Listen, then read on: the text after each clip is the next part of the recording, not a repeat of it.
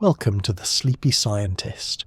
If you're here, it probably means you're ready to slow down, relax and drift gently into the night with a head full of curiosity. Tonight, we're going to unravel one of the most quietly bizarre topics in all of science, the strange states of matter. From solids that aren't really solid, to crystals that tick with the rhythm of time itself, we'll take a soft and soothing journey through the hidden lives of molecules. Now, I do hope this video doesn't end up being too interesting. That would be terribly inconvenient for your plans to fall asleep. But if you do find yourself still awake by the end, at least you'll be armed with the delightful knowledge that some solids flow, some fluids behave like crystals, and some things don't seem to make sense at all, but do anyway. It's the kind of bedtime story only physics could write. Before we begin, if you're enjoying this gentle stroll through science, I'd be ever so grateful if you gave the video a like and subscribed. It really helps this cozy little channel float along. And if you're feeling friendly, let me know in the comments where in the world you're listening from and what time it is where you are. I love imagining our little global campfire of sleepy minds, stretching from starry towns to midnight cities, all connected by curiosity. This video is here to relax you, to fascinate you just enough to make your thoughts soft and meandering. You won't need to remember anything. Just float with me as we explore matter that moves, shifts, vibrates, and defies definition. It may sound like magic, but it's all real. And just before we begin, this video is for relaxation and education. It is not medical advice or a substitute for professional care. Always look after yourself and sleep well. What is a solid? It sounds like a question with an obvious answer. A solid is something that holds its shape, that doesn't flow or squish unless you really try. A rock, a chair, a spoon. Solid, right? But hold that thought gently, because as it turns out, even something as basic as the idea of solid is much more slippery than it seems. The classical model of matter tells us there are three states: solid, liquid, and gas. Maybe you learned it in school with a tidy little diagram. Solids are rigid, liquids flow, and gases spread out. But that's just the beginning of the story, and, depending on who you ask, maybe even a bit misleading. Let's start with the basics. In the classical view, solids have a fixed shape and volume. The atoms or molecules are arranged in a repeating pattern, usually locked into a neat crystal lattice. They can vibrate in place but don't shift positions. Liquids, on the other hand, have a fixed volume but no fixed shape. Their particles are close together but can move around each other, giving them that signature flow. And gases, their particles are much farther apart and move freely, filling whatever space they find themselves in. This neat trio was a helpful way to understand everyday materials. Ice is solid, water is liquid, steam is gas. Three forms, one substance, explained with elegant simplicity. It works just fine if you're cooking dinner or teaching a classroom of 12-year-olds. But the universe has never been particularly interested in simplicity. Let's take a closer look at solids. Even within what we casually call solids, things start to unravel.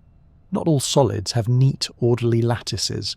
Some materials, like glass and obsidian, are disordered at the atomic level. Their molecules are arranged more like a liquid that's been frozen in time, jumbled, irregular, and not quite locked into place. They're called amorphous solids, and they don't behave the way we expect traditional solids to. They might look solid, feel solid, and even clink like a solid, but on a molecular level, they're more like slow-motion liquids. It turns out that solid is more of a behavior than a strict category. And that's a recurring theme in the world of matter. The boundaries are often fuzzier than they appear. Take pitch, for example, a sticky tar-like substance. At room temperature, it seems completely solid. You can tap it with your knuckle, but left alone for long enough, it flows. In fact, there's a famous experiment that began in the 1930s at the University of Queensland. A blob of pitch was placed in a funnel, and researchers have been patiently waiting ever since. It takes around 8 to 13 years for a single drop to fall. That's a flow rate that makes molasses look like a sprinter. Still, it flows. So, solid or liquid? Meanwhile, liquids and gases can blend into each other too. There's no sharp dividing line between the two. At high temperatures and pressures, substances can reach a supercritical state, a phase that has properties of both. It can flow like a gas but dissolve substances like a liquid. In this twilight zone, even our tidy chart starts to look more like a mood board than a map. But wait, there's more. If you cool things down enough, or heat them to absurd temperatures, you can discover entirely new phases. These aren't exotic exceptions. They're very real, and in some cases quite common. Plasmas, for example, are found in lightning, in the sun, and in fluorescent lights. They're often called the fourth state of matter, but in truth there are dozens of known phases depending on how you define them. Some materials change structure under pressure. Others reveal hidden states when exposed to magnetic fields or electric currents. Why do we even try to label these things then? Well, for the same reason we name clouds or group animals into species. It's how we make sense of a world that refuses to sit still. Phases of matter are defined by how molecules interact with each other and how much energy they have. Temperature and pressure are the big players here. Add heat, remove it, compress something, and you can often change its phase. But in quantum systems, or at extreme conditions, the rules start bending. Sometimes they do backflips. One helpful way to think about matter is not in terms of rigid categories, but in terms of phase transitions, those magical in-between moments when everything is shifting, melting, freezing, boiling, condensing. These transitions are where the real drama happens. Molecules begin jostling in new ways, structures rearrange themselves, and properties change dramatically.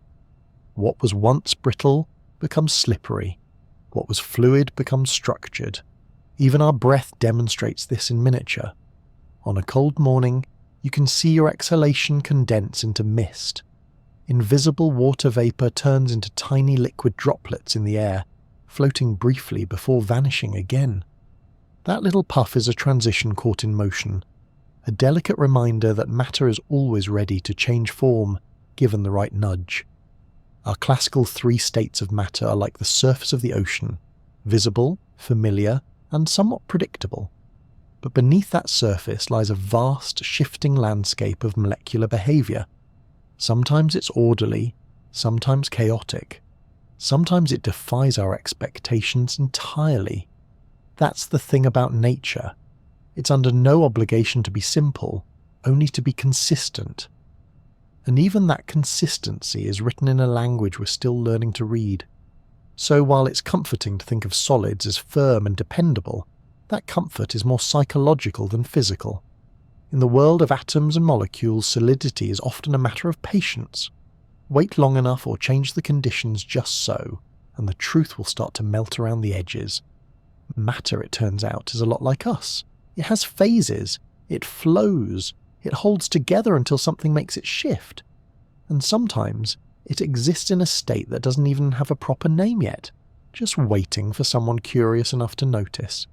If you've ever looked through an old church window, or wandered past a centuries-old building with wavy, slightly distorted glass, you might have heard a curious explanation. People often say that the glass has flowed over time, thickening at the bottom because it's not a true solid. It sounds like a scientific whisper passed down through the years. Glass, they say, is just a very slow liquid. It's a compelling idea, full of mystery and quiet motion. But as much as we love the poetry of that notion, it's not quite true, or at least not in the way it's usually told. Let's start with the basics. Glass is what scientists call an amorphous solid. Unlike crystalline solids, such as salt or diamond, glass does not have a regular repeating atomic structure. If you could zoom in close enough to see the atoms in a chunk of quartz, you'd find a beautifully orderly grid. Every atom would know its place. In glass, on the other hand, the atoms are arranged more like a frozen liquid, disordered, irregular, a sort of arrested chaos. They're stuck, but they're not lined up like neat soldiers. It's more like a crowded room, where everyone stopped moving mid-conversation. This lack of structure is what gives glass some of its unusual properties. It's hard and rigid, like a solid, but it lacks the long-range order of a crystal. Technically speaking, the molecules in glass don't sit still. They vibrate in place just like in other solids, but they never quite settle into a repetitive pattern. It's a bit like a party that never fully ended. Things quieted down, but no one ever went home. Now about those old windows. The myth that they're thicker at the bottom because the glass has flowed over time is a stubborn one. In truth, the uneven thickness is a result of how glass was manufactured centuries ago. Back then, techniques like crown glass and cylinder glass were imprecise. Glass blowers would spin molten glass into a disc, or form long cylinders and flatten them. The resulting sheets were uneven by nature. When glaziers installed them, they often placed the thicker end at the bottom for stability, not because the glass was melting, but because that was just good sense. Modern measurements confirm this. If you examine antique windows carefully, you'll find that the direction of thickening varies. Sometimes it's at the top or the sides. If glass were truly flowing downward over the centuries, that wouldn't happen. Also, the rate at which glass would need to flow to show visible change in a human lifetime, or even a millennium, is staggeringly slow. To observe a measurable shift, you would likely need to wait longer than the age of the universe. Not ideal for an experiment. But here's the fun part.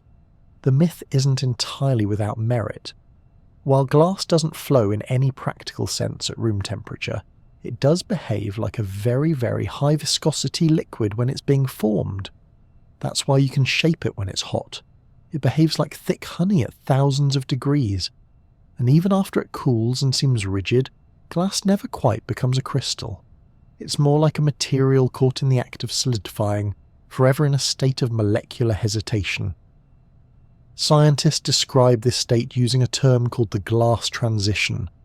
Unlike melting or freezing, where there's a clear temperature threshold and a dramatic change in structure, the transition into a glassy state is more of a gradual slowdown.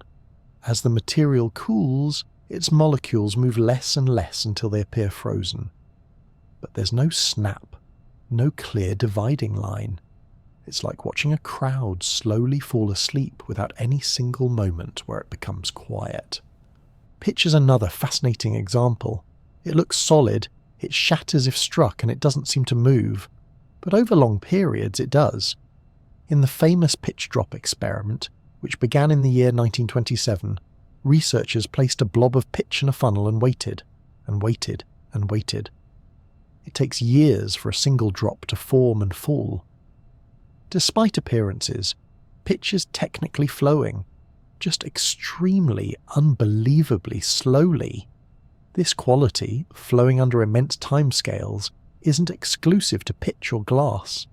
Other materials like certain plastics and even metals under the right conditions can exhibit similar behaviour.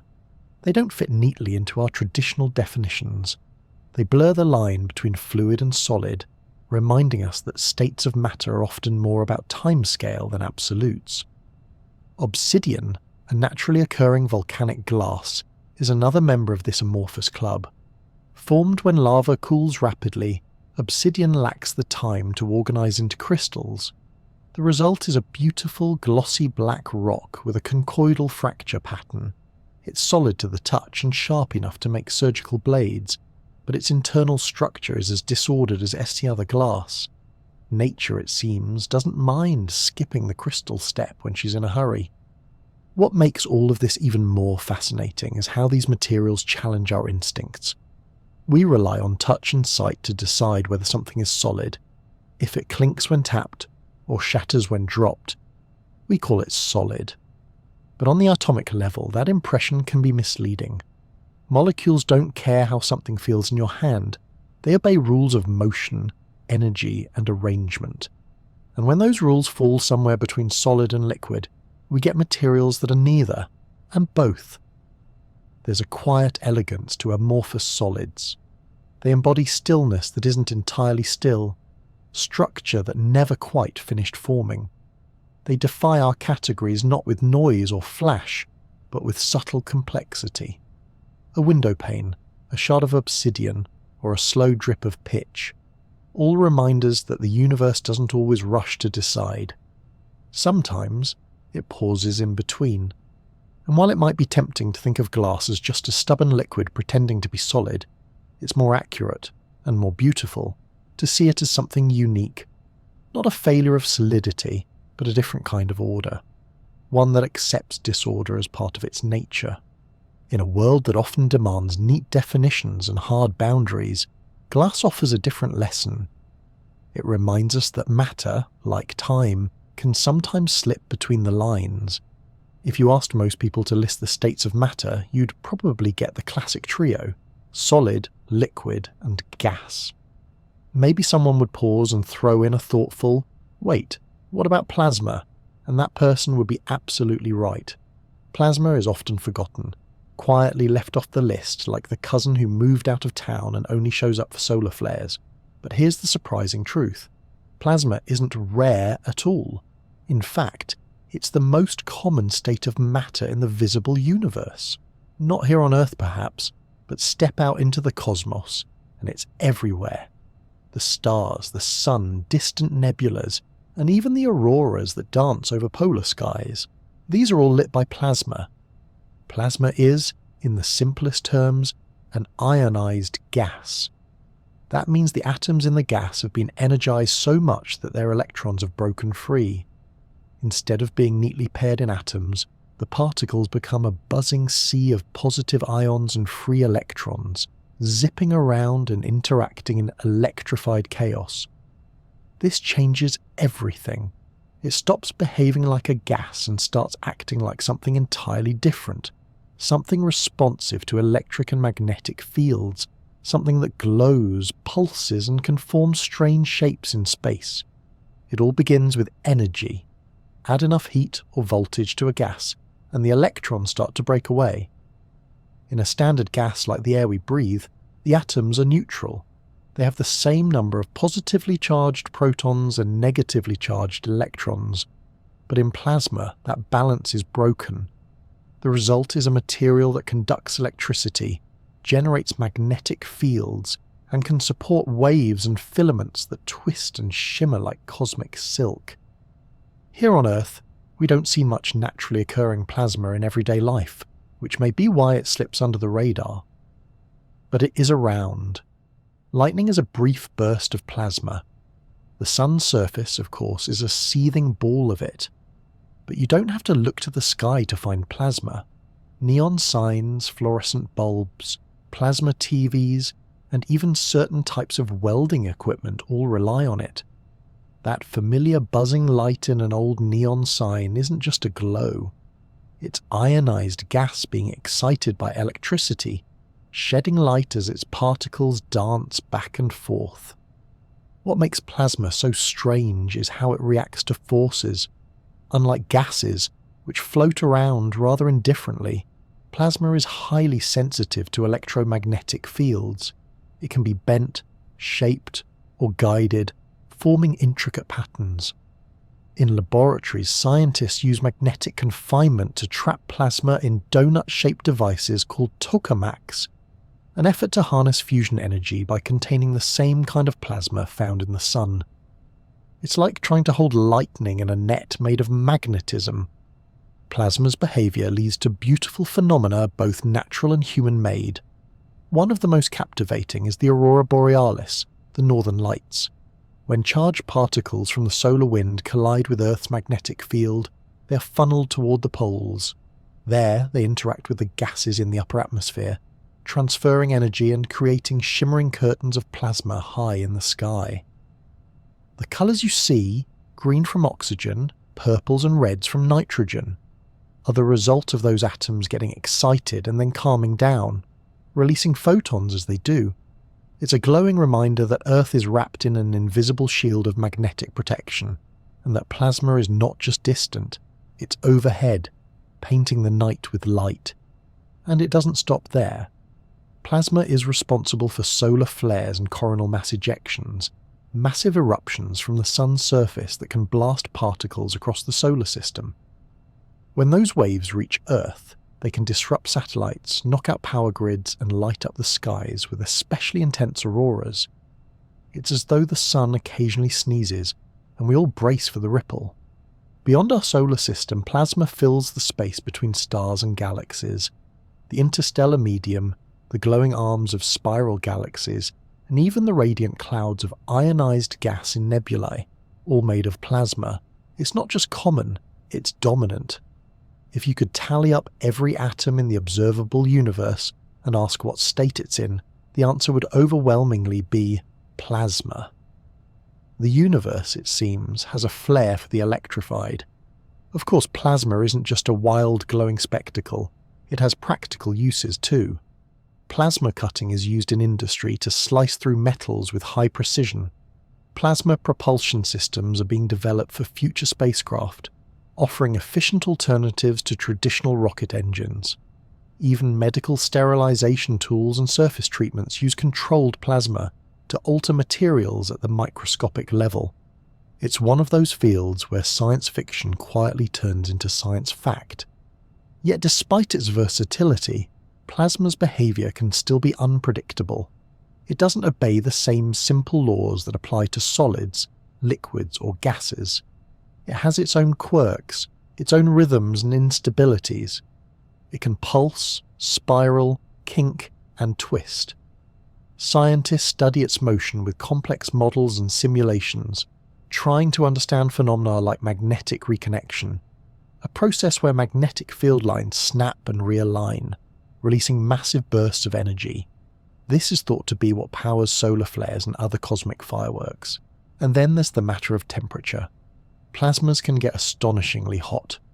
The surface of the sun reaches about 6,000 degrees Celsius, but the sun's corona, the outermost layer, can reach several million degrees.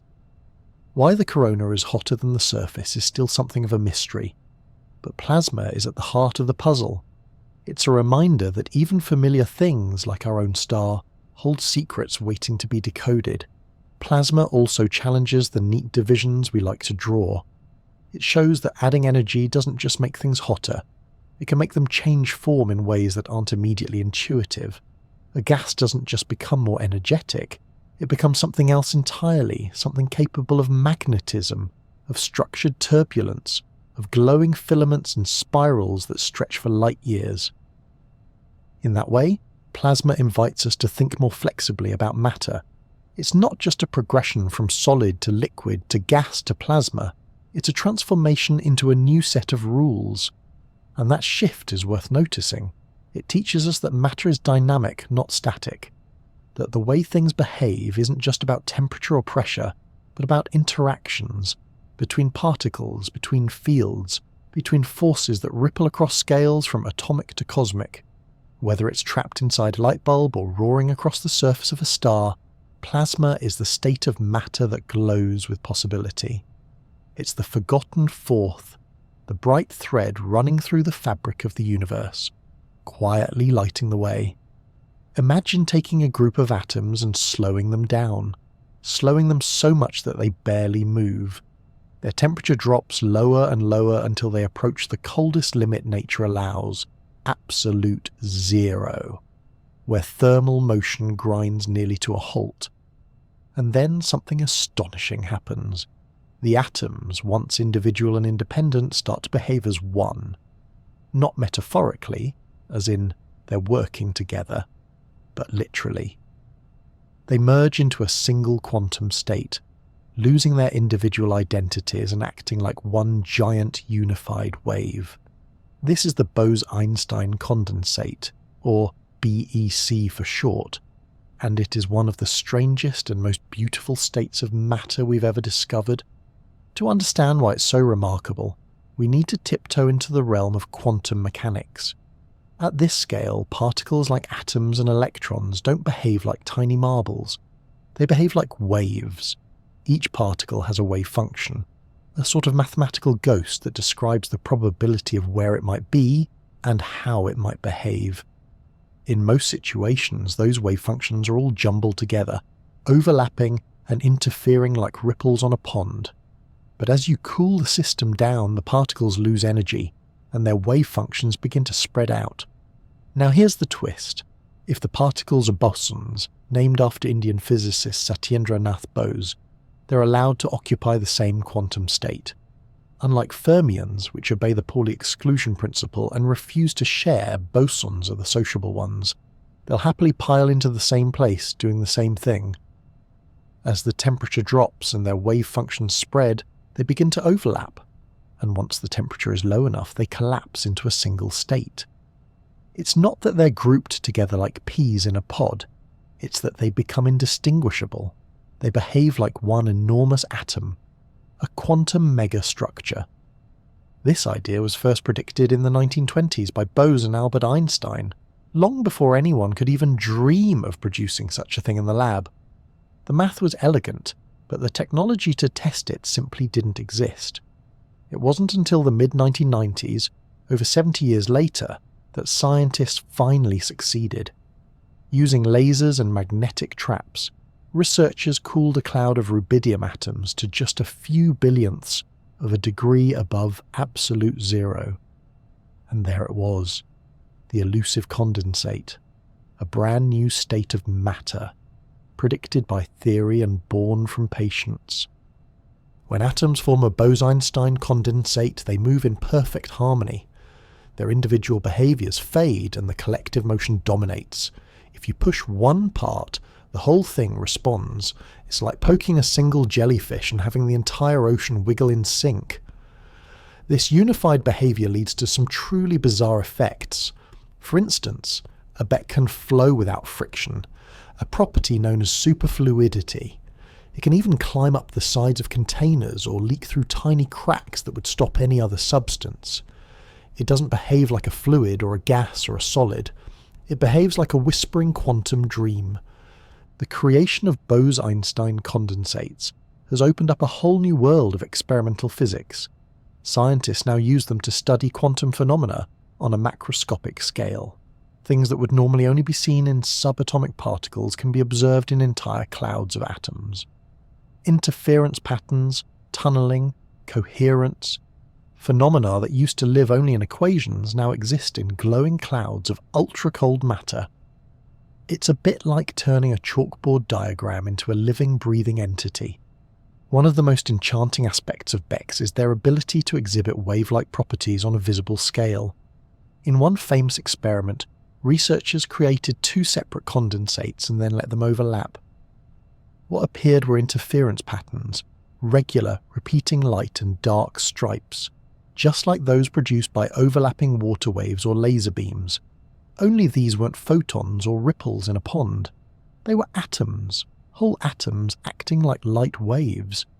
It was as though matter itself had decided to become a form of radiation. Producing a BEC is no small feat. You can't simply put a flask of gas in the freezer and wait. The temperatures required are just above absolute zero, roughly minus 273.15 degrees Celsius. That's colder than interstellar space. Scientists use sophisticated cooling techniques, including laser cooling, where atoms are slowed by carefully tuned beams of light, and evaporative cooling, where the hottest atoms are allowed to escape, leaving behind the cooler ones. It's like coaxing a crowd into a state of perfect stillness, one atom at a time, and then, once the condensate forms, it's fragile. Any disturbance, any hint of heat or stray energy, can cause it to break apart. But in that delicate moment, while it exists, we get a glimpse into the unity of the quantum world, a system where individuality vanishes and the collective motion becomes the only thing that matters. There's also a kind of poetry in the fact that this state is only possible at the lowest temperatures imaginable. As energy drains away, as motion slows, and as randomness fades, nature reveals a new kind of order. The cold brings coherence, stillness brings unity. It's almost meditative, a cosmic quiet where all things move as one. BECS also offer insight into other mysterious systems. They've been used to model early universe conditions, quantum phase transitions, and even simulate black holes on a tabletop. Because they follow quantum rules so precisely, they act like little laboratories for physics at the edge. You can tweak them, measure them, and watch quantum behaviour unfold in slow motion is like holding the weirdest parts of the universe in your hand, just a bit colder than usual. And perhaps most delightfully, none of this would have happened without a bit of imagination and a lot of patience. Satyendra Bose, whose work with photons inspired the whole concept, wasn't even trying to discover a new state of matter. He was just curious about how light particles behave when you think of them as indistinguishable. Einstein saw the beauty in the math and extended it to atoms. Decades later, their quiet collaboration blossomed into one of the strangest and most profound discoveries in modern physics. If solids and liquids and gases are the ordinary notes in nature's musical scale, then Bose Einstein condensates are the deep, resonant hums that you can only hear when the world goes still. They remind us that matter has more to say when it isn't shouting. When atoms whisper together, they reveal the secret harmonies that lie beneath everything we see. Imagine pouring a liquid into a bowl and watching it calmly spread out. Except instead of staying put, it begins to climb up the sides of the bowl, creep over the edge, and spill out onto the table. Not because it's boiling or evaporating or getting pushed around, but because it simply refuses to behave like a normal fluid. It slips through cracks that no ordinary liquid could penetrate.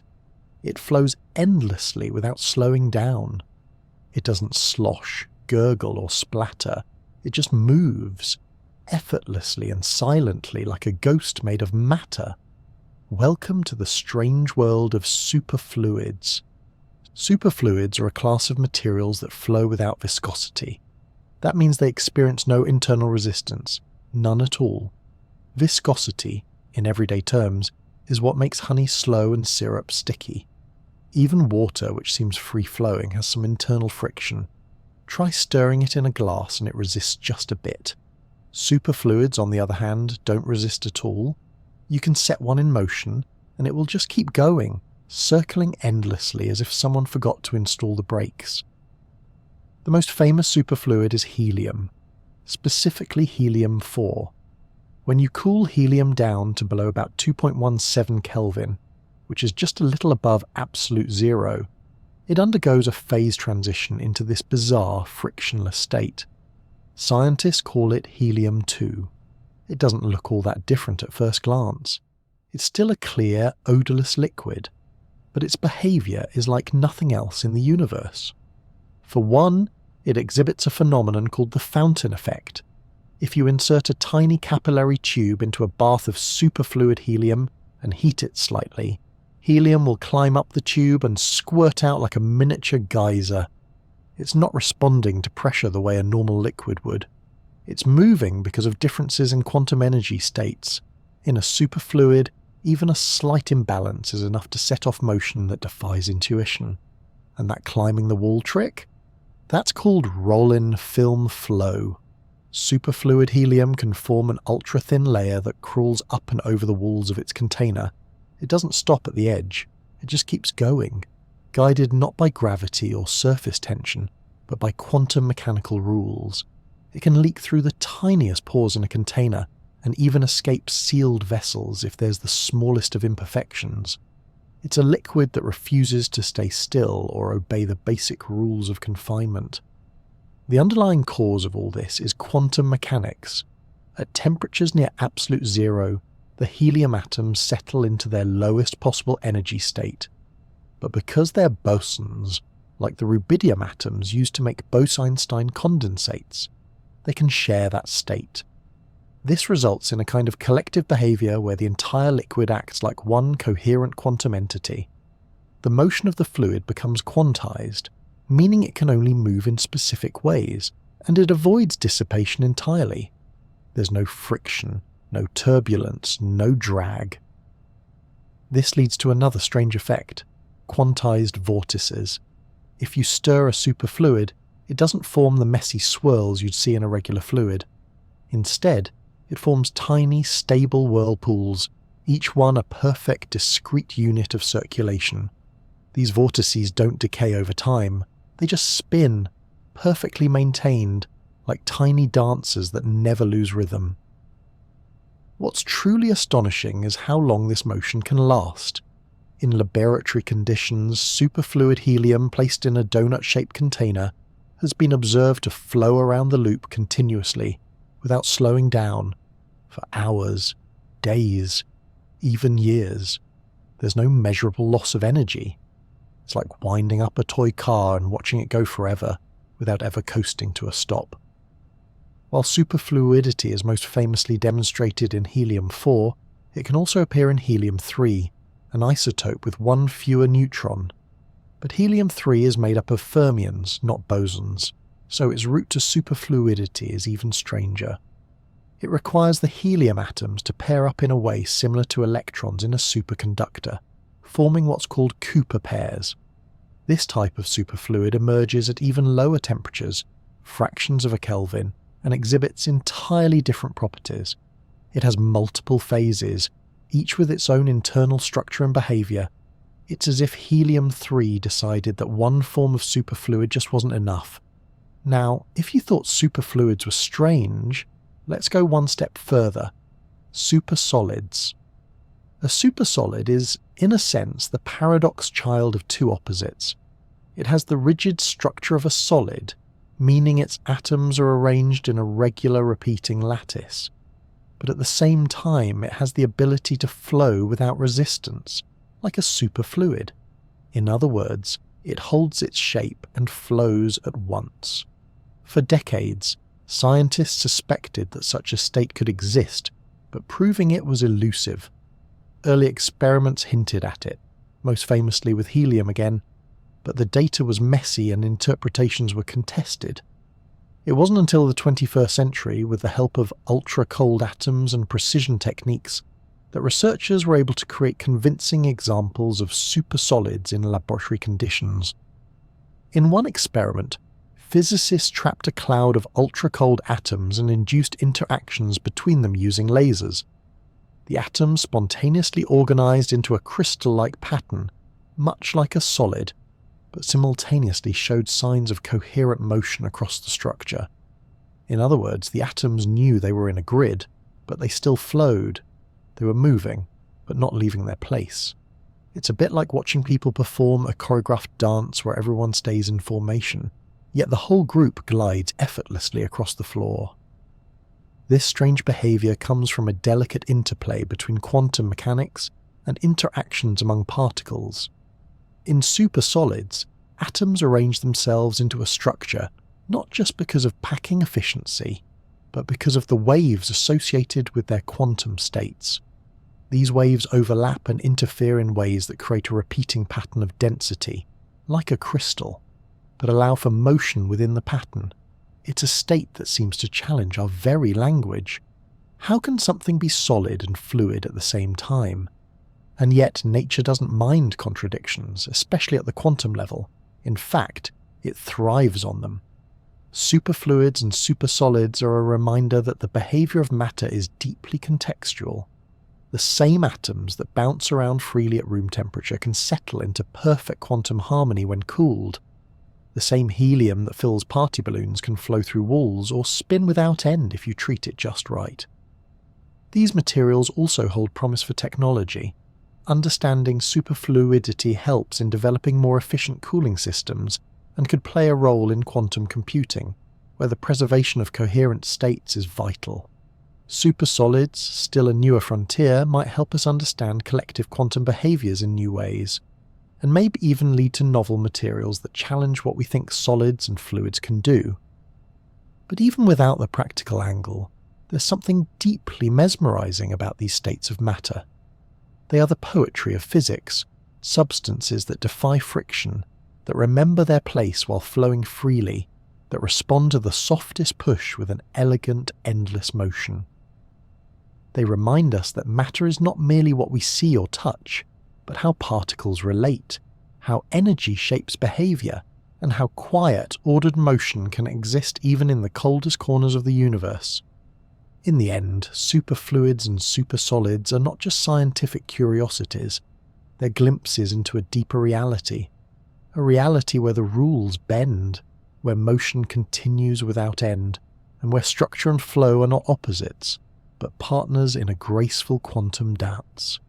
Imagine rewinding the universe, not just back a few centuries or even a few million years, but all the way, back before stars, before atoms, before even protons and neutrons had found their footing. We're talking about the first few microseconds after the Big Bang. During this time, the universe was so hot, so dense, and so intensely energetic that the matter we're familiar with couldn't exist. Instead of neat particles and tidy structures, everything was dissolved into a wild, chaotic soup called quark-gluon plasma. To understand this exotic state, we need to zoom in deep, deeper than atoms, deeper than the protons and neutrons that make up atomic nuclei. Protons and neutrons themselves are made of smaller particles called quarks, which are held together by the strong nuclear force. That force is carried by particles known as gluons. Quarks and gluons don't usually roam free. Under normal conditions, they're tightly bound inside hadrons, the family of particles that includes protons and neutrons. It's a bit like trying to separate drops of honey from a thick tangle of cobwebs, nearly impossible under everyday circumstances. But when temperatures soar to several trillion degrees, yes, trillion with a T, something dramatic happens. The binding breaks, the quarks and gluons break free from their confinement and move independently in a high-energy soup. This is quark-gluon plasma, a phase of matter so extreme that it can only be created under conditions resembling the early universe itself. It's not just hot, it's the hottest substance we know how to make. In fact, when scientists recreated it in particle colliders, they achieved temperatures over 4 trillion degrees Celsius, hotter than the core of any star. This plasma is unique not only because of its composition, but also because of its behavior. You might expect a substance made of high-energy, unbound particles to behave like a gas, chaotic, turbulent, and completely disorganized. But quark-gluon plasma doesn't play by those rules. Instead, it flows like a perfect liquid with near-zero viscosity. That means it moves smoothly, without resistance, even better than superfluids under ultra-cold conditions. It's a curious twist of nature. Take the hottest material in the universe, and it turns out to be one of the smoothest flowing, most elegant forms of matter we've ever seen. Creating quark-gluon plasma on Earth isn't something you do in a regular lab. It takes gigantic machines like the Large Hadron Collider at CERN or the Relativistic Heavy Ion Collider in New York. These machines accelerate heavy ions, such as gold or lead nuclei, to nearly the speed of light, then smash them together. In that instant of collision, for just a fraction of a second, the energy density becomes so immense that the protons and neutrons melt, releasing their quarks and gluons into a fleeting miniature version of the early universe. It's like building a time machine powered by subatomic fireworks. Studying these fleeting droplets of primordial plasma gives us an extraordinary window into the conditions that shape the cosmos. By analysing how the plasma flows, how it expands and how it cools, scientists can reconstruct what happened in those first tiny moments after the Big Bang. It helps us understand not only how matter formed, but why it formed the way it did. One of the most intriguing mysteries it helps to explore is why the universe has more matter than antimatter. According to the standard model of particle physics, the Big Bang should have created equal amounts of both. Yet when we look around, we're clearly living in a matter-dominated universe. The processes inside quark-gluon plasma could hold some of the clues. Subtle differences in how particles interact at these energies might explain how that imbalance arose, allowing matter to win and the universe to grow instead of annihilating itself in a flash of perfect symmetry. Another interesting aspect is that quark-gluon plasma doesn't stick around. It cools rapidly, within microseconds, and begins forming the building blocks of matter. As it loses energy, quarks start pairing up, pulled together again by the strong force, and the familiar zoo of hadrons begins to emerge. Protons and neutrons are among the earliest to form, and from there, the universe begins its long journey toward atoms, stars, and eventually life. In a very real sense, quark-gluon plasma is the womb from which everything we know was born. It's poetic, really. the densest, hottest chaos gives way to the structured calm of particles, which then build the order of galaxies, planets, and people. But that primal fire never fully vanished. Some theories suggest that remnants of quark-gluon plasma may still exist in extreme cosmic environments, inside neutron stars, for example, or in the cores of the most powerful explosions in the universe. If you dig deep enough, the early universe may still echo in the heart of a dying star. There's even speculation about quark stars, hypothetical objects denser than neutron stars, where the pressure is so immense that even neutrons break down into a sea of quarks. These stars, if they exist, would essentially be cosmic droplets of quark matter, frozen snapshots of the universe's infancy. They've not been confirmed, but the search is ongoing. In the grand tradition of physics, the more we learn, the more the universe seems willing to offer new surprises. In recreating and studying quark-gluon plasma, scientists are not just probing the past, they're testing the boundaries of what matter can be. It's an effort to understand the rules that governed the very first moments of existence, when nothing yet had shape or name, and everything that would ever be was still just potential, swirling in a soup of unbound energy. And let's not forget the role of gluons. They don't just carry the strong force, they are the glue. Their name isn't a coincidence. Without gluons, quarks would drift apart, never forming the protons and neutrons that build atoms. The strong force they represent is incredibly powerful, over 100 times stronger than the electromagnetic force, but it only acts at extremely short distances. Within quark-gluon plasma, that force loosens just enough to allow the particles to roam free. But the moment energy levels drop, the force snaps back, reeling the quarks into tight bundles again. It's like an elastic band stretched to its very limit. Relax the tension, and everything snaps shut in a blink.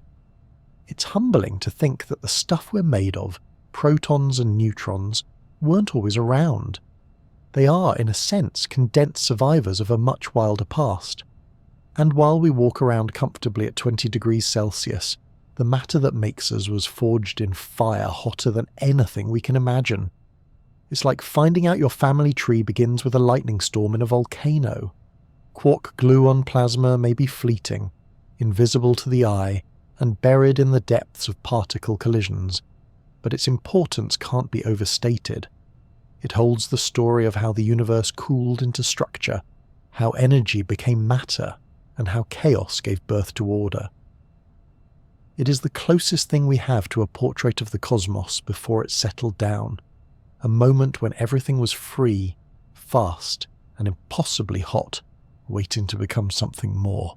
Imagine a pendulum swinging back and forth forever, not because you're winding it up, not because it's slowly draining energy from a battery or a spring, but because it's doing it all on its own, endlessly, without losing energy. At first glance, that might sound like a physics fantasy, maybe even a violation of the sacred laws of thermodynamics. Perpetual motion. That's firmly in the land of impossible machines and hopeful inventors. And yet, in the strange world of quantum physics, something eerily similar does exist. Time crystals. Time crystals are one of the newest and most bizarre phases of matter ever discovered.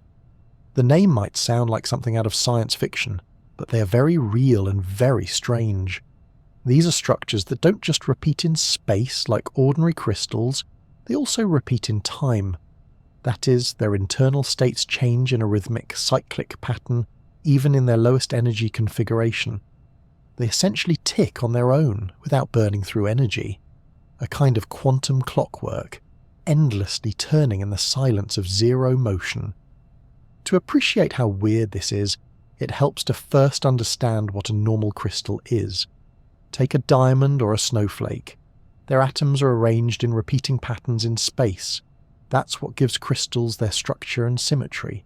Walk through the lattice of atoms and you'll see the same pattern repeating over and over, but once they reach their lowest energy state, their ground state, they stop changing. They just sit there, perfect and still. Time crystals, on the other hand, keep moving. Even in their ground state, they cycle between configurations in a perfectly regular rhythm. It's like shaking a snow globe and then discovering the snow never stops falling. It just loops over and over forever. Except you didn't shake it. It started looping all by itself. The idea of a time crystal was first proposed in 2012 by Nobel laureate Frank Wilczek. At the time, it was just a theoretical curiosity, a playful thought experiment. Could time, like space, have a crystalline structure? Could a system exhibit periodicity not in where its atoms are, but in how they evolve over time? The proposal sounded bold, maybe even a little outlandish. After all, physicists are very protective of their energy conservation laws. Anything that sounds like perpetual motion sets off a lot of alarm bells. But Wilczek's idea was more subtle. He wasn't proposing a machine that creates energy from nothing. He was suggesting that certain systems might have an internal rhythm that persists in time, without the need for added energy, because of how quantum systems behave at extremely low temperatures or under very specific conditions. It would be motion, yes, but not the kind that violates any laws. It would be more like a frozen dance, always moving but never expending anything. For a while, time crystals remained theoretical. But then, in the late 2010s, a series of breakthroughs began to turn theory into reality. Using chains of trapped ions, laser pulses, and carefully controlled quantum systems, researchers were able to create what they called discrete time crystals. These systems were periodically driven, nudged at regular intervals, and instead of simply following the rhythm of the input, they responded at a different, stable rhythm. Like tapping your finger on a table every 2 seconds and having the table respond with a beat every 4 seconds. Forever. The time crystal found its own tempo and stuck with it. This is important because it means the time crystal isn't just passively riding along with the energy you feed it. It locks into a kind of subharmonic response, repeating in time independently. And remarkably, this pattern doesn't fade. In an ordinary system, small imperfections or thermal energy would eventually cause things to settle down. But in these quantum systems, the pattern persists, seemingly immune to decoherence. It's like a metronome that never winds down, even when you stop playing music. These discoveries were made using highly controlled quantum environments. Google's quantum computing team, for example, used their Sycamore processor, essentially a collection of superconducting qubits, to create a time crystal by applying a specific sequence of operations that caused the system to flip between states at a steady pace, without losing energy to the environment. It's like programming a quantum flipbook that never runs out of pages. What's fascinating is that these systems must be periodically driven. That is, they aren't completely isolated. But they don't absorb energy in a normal way either. Instead, they enter what's called a many-body localized state, where the energy input doesn't heat the system up but rather helps sustain its rhythmic motion. It's a bit like tapping a drum just hard enough to keep a rhythm going, but not so hard that the drum gets louder or changes tone. This idea that you can have motion without energy loss in a stable, repeating pattern challenges our classical understanding of equilibrium. In traditional physics, the ground state is static. Time crystals break that intuition. They show us that quantum systems can have dynamic ground states, where movement is not just possible, but built into the very fabric of the lowest energy level. From a practical standpoint, time crystals are still in their infancy. They're not going to power your phone or run your toaster anytime soon, but they represent a completely new way of thinking about matter, time, and stability. In a world increasingly shaped by quantum technologies, that kind of novelty matters. These exotic phases could one day play a role in quantum computing or information storage, particularly in maintaining coherence over long periods. Because time crystals resist certain types of noise and disorder, they could offer new tools for preserving delicate quantum information. There's also something philosophically beautiful about time crystals. They invite us to reconsider what we mean by stillness. Traditionally, we associate stability with a lack of motion. A crystal is stable because its atoms are fixed in place. A pendulum at rest is stable because it doesn't move. But a time crystal says no. Motion itself can be stable. Repetition can be order. Change can be the constant. It flips our instincts on their head, showing us that equilibrium doesn't have to mean silence. Sometimes it can mean rhythm. The idea of motion without energy loss isn't entirely foreign. Superfluids do something similar, flowing forever without resistance. But time crystals are more fundamental. Their motion is internal, rhythmic, and not tied to spatial movement. It's not a flow, it's a pulse. A quiet heartbeat at the heart of a quantum system. If this all sounds too perfect to be true, it's worth remembering that time crystals don't violate the laws of physics. They work within them, using quirks of quantum mechanics, symmetry breaking, and precise engineering to do something we never thought matter could do. They're not magic, but they are magical. Tiny loops of eternal motion, ticking away in the hidden corners of the quantum world. Time crystals aren't made of time. They don't let you travel through it, and they won't show up in your local geology museum. But what they represent is perhaps even more fascinating. A new way for matter to organize itself. A new form of persistence. A reminder that the universe still has surprises waiting for those who listen carefully enough to hear its quiet, repeating rhythm. There's something delightfully mischievous about ketchup. You tip the bottle, give it a gentle shake, and nothing. Then, with a little more encouragement, it finally lets go and splatters all over your plate in one unruly glob. It's not just being difficult for the fun of it, though it sometimes feels that way.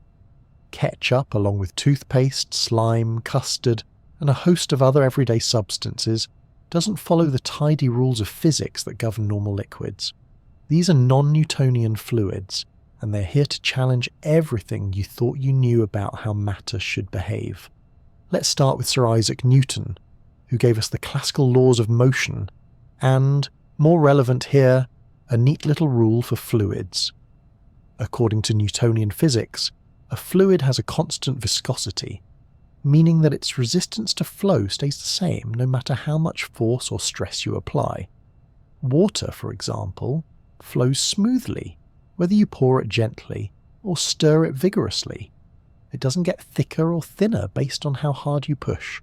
That's Newtonian behaviour, but not all fluids play by those rules. Non-Newtonian fluids are materials whose viscosity changes when force is applied. Some get thicker, some get thinner. Some behave like solids until you poke them, and others act like liquids until they're squeezed. It's all very confusing and, frankly, a little magical. But there is real science behind the mess. Take oobleck, for instance, a simple mixture of cornstarch and water that you can make in your own kitchen. When you stir it slowly, it behaves like a liquid, oozing and dripping with no resistance.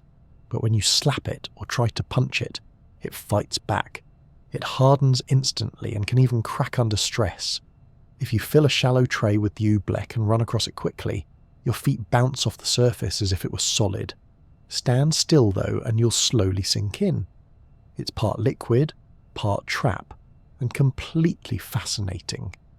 This strange behaviour comes from the way the tiny cornstarch particles are suspended in water. When left undisturbed, the particles can slide past one another easily, letting the mixture flow. But under sudden force, the particles are jammed together, locking into a temporary structure that resists motion. It's called shear thickening, a fluid that gets thicker the harder you push it. You can think of it as a crowd of people in a hallway. If everyone's walking slowly, there's room to pass. But if someone starts sprinting, people get in the way and everything clogs up. On the flip side, some non-Newtonian fluids do the opposite. They exhibit shear thinning, where viscosity decreases with stress. Ketchup is a perfect example. When it's just sitting there in the bottle, it's fairly thick. But once you start shaking or tapping it, the internal structure breaks down and it flows more easily. Toothpaste and paint behave in a similar way. You don't want paint to drip all over the place when you're not using it, but once you roll it on a wall, it needs to spread smoothly. These materials are engineered to behave differently under stress, and it makes them incredibly useful, and occasionally frustrating. Then there are viscoelastic materials which blur the line between solids and liquids even further. Slime is a perfect case. It stretches slowly if you pull gently but snaps if you tug too quickly. It can hold its shape for a while but eventually slumps into a puddle. This behaviour comes from long-chain polymers, molecules that are tangled together like a microscopic bowl of spaghetti. These chains can uncoil and move under gentle stress, but if you move too quickly they resist and bounce back. It's part liquid, part elastic, and entirely entertaining. Gels take things one step further. A gel is mostly liquid, but it behaves like a solid. Hair gel, jelly, and gelatin desserts are all made up of liquid molecules trapped in a network of solids, usually held together by chemical bonds or physical entanglements. The result is a substance that holds its shape, wobbles when disturbed, and can transition between solid and liquid behaviour depending on the conditions. The water in a gel is technically free to move, but it's corralled by the structure it's embedded in, like dancers moving freely, but only within the bounds of the choreography. Amorphous solids also belong to this family of structurally confusing materials. Unlike crystals, where atoms are arranged in orderly repeating patterns, amorphous solids lack long-range order. Their atoms are jumbled, disordered, and without symmetry, much like a liquid that got stuck midway through freezing. Glass is the most famous example, but others include plastic, wax, and certain types of rubber. They don't flow like liquids, but under the right conditions, extreme heat or pressure, they can deform, sag, or even flow slowly over time. Their solidity is not absolute, it's conditional. Even biological materials can behave in non-Newtonian ways. Blood, for example, is a complex fluid that changes viscosity depending on flow conditions. It's shear thinning, meaning it flows more easily in narrow blood vessels where it's needed most. This property allows it to navigate the body efficiently, adjusting itself as it moves through veins and arteries. Egg whites, saliva, and mucus are also non-Newtonian, giving our bodies a surprisingly squishy relationship with fluid mechanics. One of the most captivating things about these materials is that they're so common, yet so counterintuitive. They're not rare or exotic. They're in your refrigerator, your bathroom, your body. You've probably interacted with a dozen non-Newtonian substances today without realizing it. That moment when you squeeze shampoo out of a bottle and it suddenly gushes. That's shear thinning. When you walk across wet sand and it firms up beneath your feet. That's a type of stress-induced solidification. These materials hide in plain sight, quietly breaking the rules when no one's looking. Scientists and engineers take full advantage of these properties. Body armour that hardens on impact is often made from shear thickening fluids. The material is flexible under normal conditions but becomes rigid when struck, helping absorb energy from impacts. Sports padding, helmets, and even protective gear for astronauts have been developed using similar principles. In the industrial world, non-Newtonian fluids are used to control flow rates, reduce spatter in coatings, and create textures that would be impossible with ordinary liquids. The unpredictability of these materials also makes them useful in research. They help scientists understand how internal structure affects flow behaviour, a field known as rheology. Rheologists study how matter deforms and flows under different conditions, and they rely heavily on materials that bend the rules. From studying earthquake dynamics to designing new food products, understanding these squishy, stretchy, sticky substances has enormous value, and they're just fun. There's something undeniably satisfying about playing with slime or smacking a bowl of oobleck. It taps into that basic human curiosity, the joy of squish, the thrill of unexpected resistance. These materials feel alive in a way that static solids and simple liquids don't. They respond, they adapt, they surprise. It's science with personality. In the bigger picture, non-Newtonian fluids and amorphous materials show us that the states of matter aren't rigid categories. They're more like tendencies.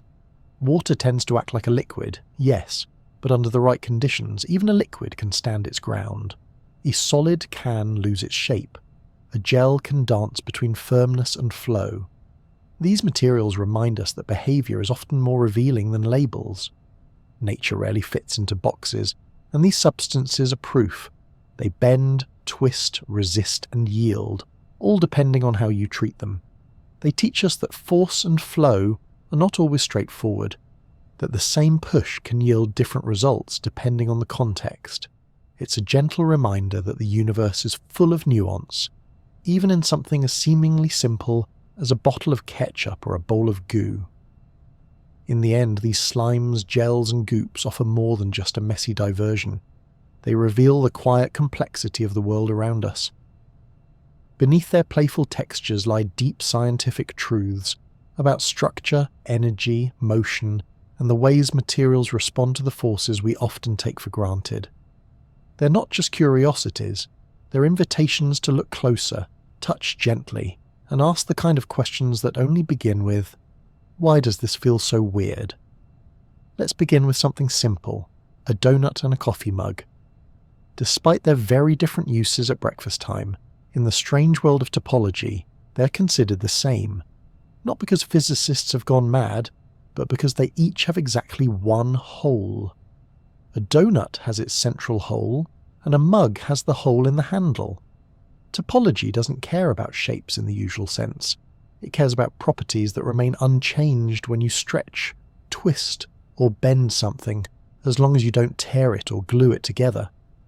That idea, which sounds whimsical at first, turns out to have profound consequences for matter itself. Welcome to the world of topological phases, where the geometry of quantum systems gives rise to behaviour so strange, they make superconductors seem positively old-fashioned. These phases of matter aren't defined by symmetry or crystal structure, but by how their quantum states wrap around, twist, or loop through abstract mathematical spaces. They hold memory, not in bits and bytes, but in the very shape of their wave functions. The idea of topology influencing matter began to take hold in the 1980s with the discovery of the quantum Hall effect. When researchers placed a two-dimensional sheet of electrons into a very strong magnetic field at extremely low temperatures, they observed something completely unexpected. The electrical conductivity didn't vary smoothly with the magnetic field strength, as one might expect. Instead, it changed in perfectly quantized steps. Each jump represented a whole number increase, with mind-bending precision, accurate to more decimal places than just about anything else in physics. Why was this happening? The answer lay not in ordinary mechanics, but in topology. The electrons' wave functions were wrapping around in ways that could be described using topological invariants, essentially mathematical numbers that remained fixed no matter how the system was deformed. These numbers explained why the conductance jumped in discrete steps, and why those steps were so robust. You could scratch the surface, shake the system, or add small impurities, and the quantized effect wouldn't budge. It was like trying to undonut a donut without removing the hole. The system's topology preserved its essential nature. This discovery opened the floodgates to a whole new class of materials, topological insulators. These are materials that behave like insulators in their interior, meaning electrons don't flow easily through the bulk, but conduct electricity flawlessly along their surfaces or edges. Imagine a chocolate truffle that's insulating on the inside, but with a delicate outer shell that zips electricity along like a copper wire. This edge conductivity isn't just convenient, it's protected by the topology of the system. You can rough up the edges, introduce imperfections, or deform the shape, and the conductivity remains, because the underlying topological structure hasn't changed. In more familiar phases of matter, properties arise from symmetry breaking. Think of how ice forms a crystalline structure, or how a magnet aligns its spins. Topological phases, by contrast, don't need broken symmetry. Their defining feature is global, a kind of holistic quantum entanglement that gives the system stability and resilience. This makes them ideal candidates for applications like quantum computing, where the goal is to store and manipulate information in ways that are resistant to noise and error. One of the most exotic manifestations of topological phases is the emergence of quasi-particles with fractional charges. In certain systems, Especially those exhibiting the fractional quantum Hall effect, electrons appear to split into smaller, fractionally charged components. These are not fundamental particles like electrons or quarks, but emergent phenomena, patterns of collective behaviour among many particles. It's a bit like a stadium wave. No single person is moving around the stadium, but the pattern travels as if it's a single entity. These quasi-particles can carry charges of 1/3 or 1/5 of an electron's charge, depending on the system. Even more astonishing are the theoretical predictions of anyons, quasi-particles that exist only in two-dimensional systems and that don't behave like fermions or bosons, the two traditional categories of particles. When you swap two fermions, like electrons, their wave function changes sign. When you swap two bosons, like photons, their wave function stays the same, but swap two anyons, and their wave function can twist into something entirely new. These exotic behaviours are tied to the topology of the space they live in. Anyons could be the key to topological quantum computers, machines that use braids of particle paths to store and manipulate information in ways that are naturally immune to tiny errors. What makes topological phases especially enchanting is their invisibility. You can't see the topology with a microscope.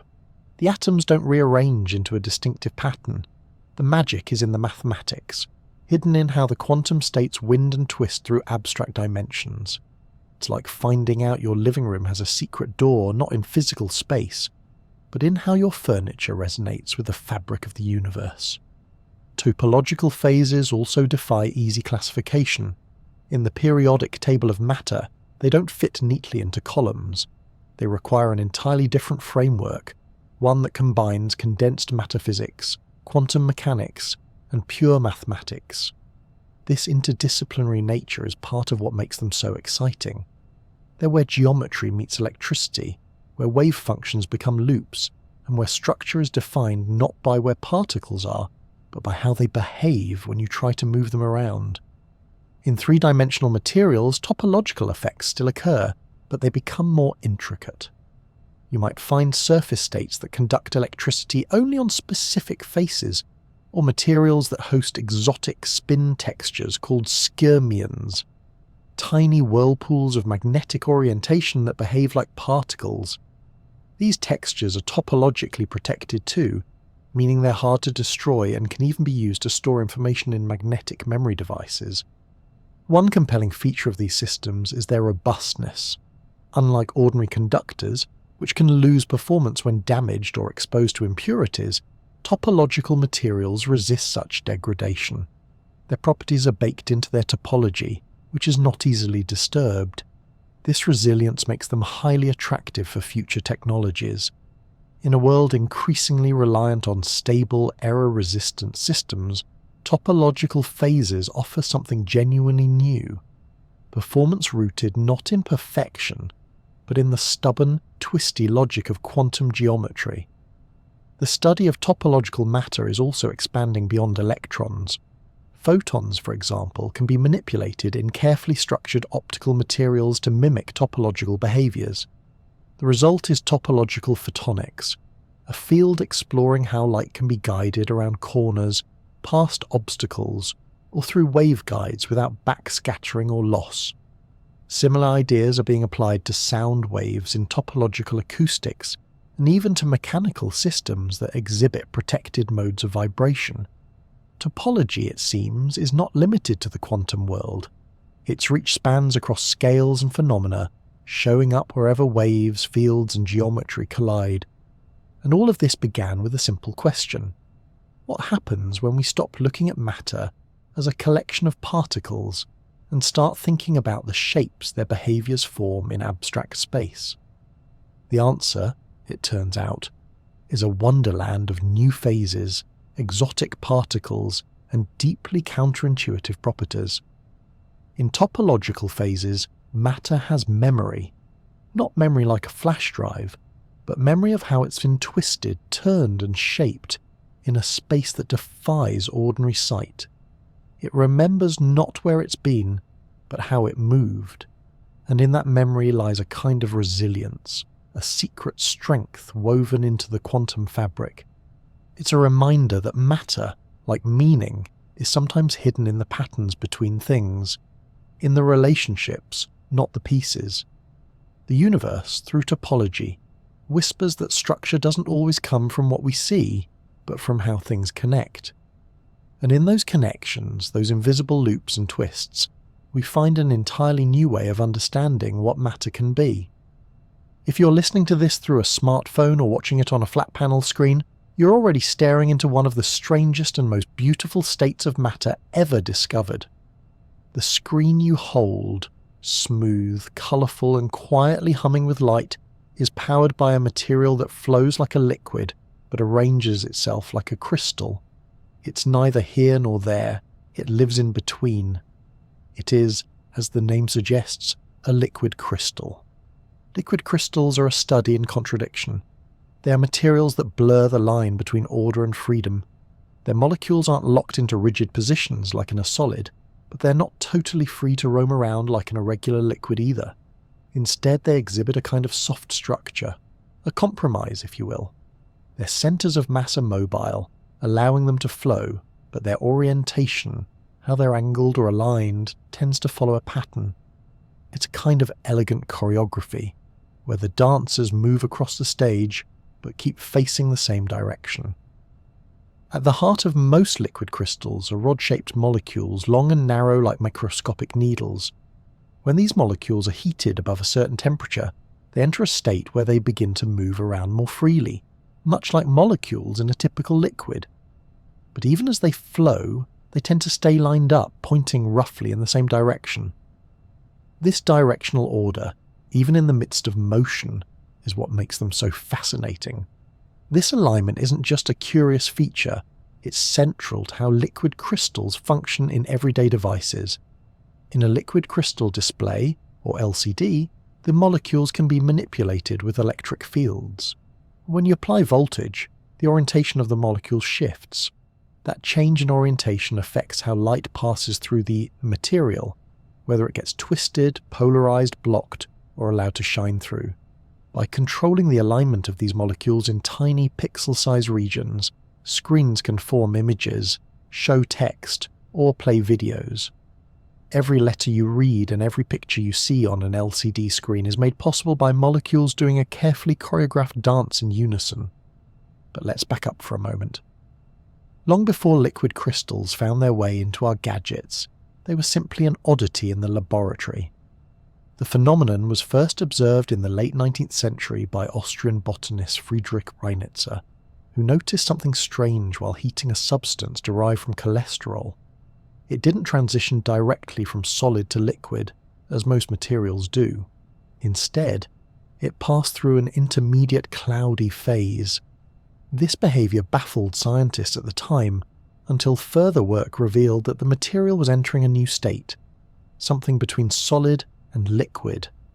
It wasn't fully understood, but it was clear that this wasn't ordinary melting, it was something altogether new. Eventually scientists began classifying these intermediate phases, and today we recognise several distinct types of liquid crystal phases. The most common is the nematic phase. In this state the molecules are aligned in the same general direction, but their positions are random, like matchsticks floating in water, all pointed roughly the same way but not arranged in a grid. The word nematic comes from the Greek word for thread, because under polarized light, these substances often look like a tangled network of fine lines. Then there's the smectic phase. Here the molecules not only align directionally, but also begin to stack into layers. They can still flow within those layers, but the structure becomes more refined, more like a stack of sliding sheets. This added order gives smectic phases unique properties, such as elasticity and viscosity that vary depending on direction. And then there are clysteric or chiral nematic phases, where the orientation of the molecules twists gradually as you move through the material, forming a helical structure. This twist reflects certain wavelengths of light, giving rise to iridescent colours. This property is what makes liquid crystal coatings useful for temperature-sensitive applications, like mood rings and thermometers that change colour as they warm or cool. Even in nature, liquid crystals abound. The structure of cell membranes, for instance, is remarkably similar to certain liquid crystal phases. Some biological tissues, including the layers in your eyes, exhibit liquid crystalline behavior. The shapes and alignments of molecules in these systems are not entirely rigid, but they're not disordered either. It's a balance, enough structure to maintain form, enough freedom to allow function. What makes liquid crystals so enthralling from a scientific point of view is how they demonstrate that order and fluidity aren't mutually exclusive.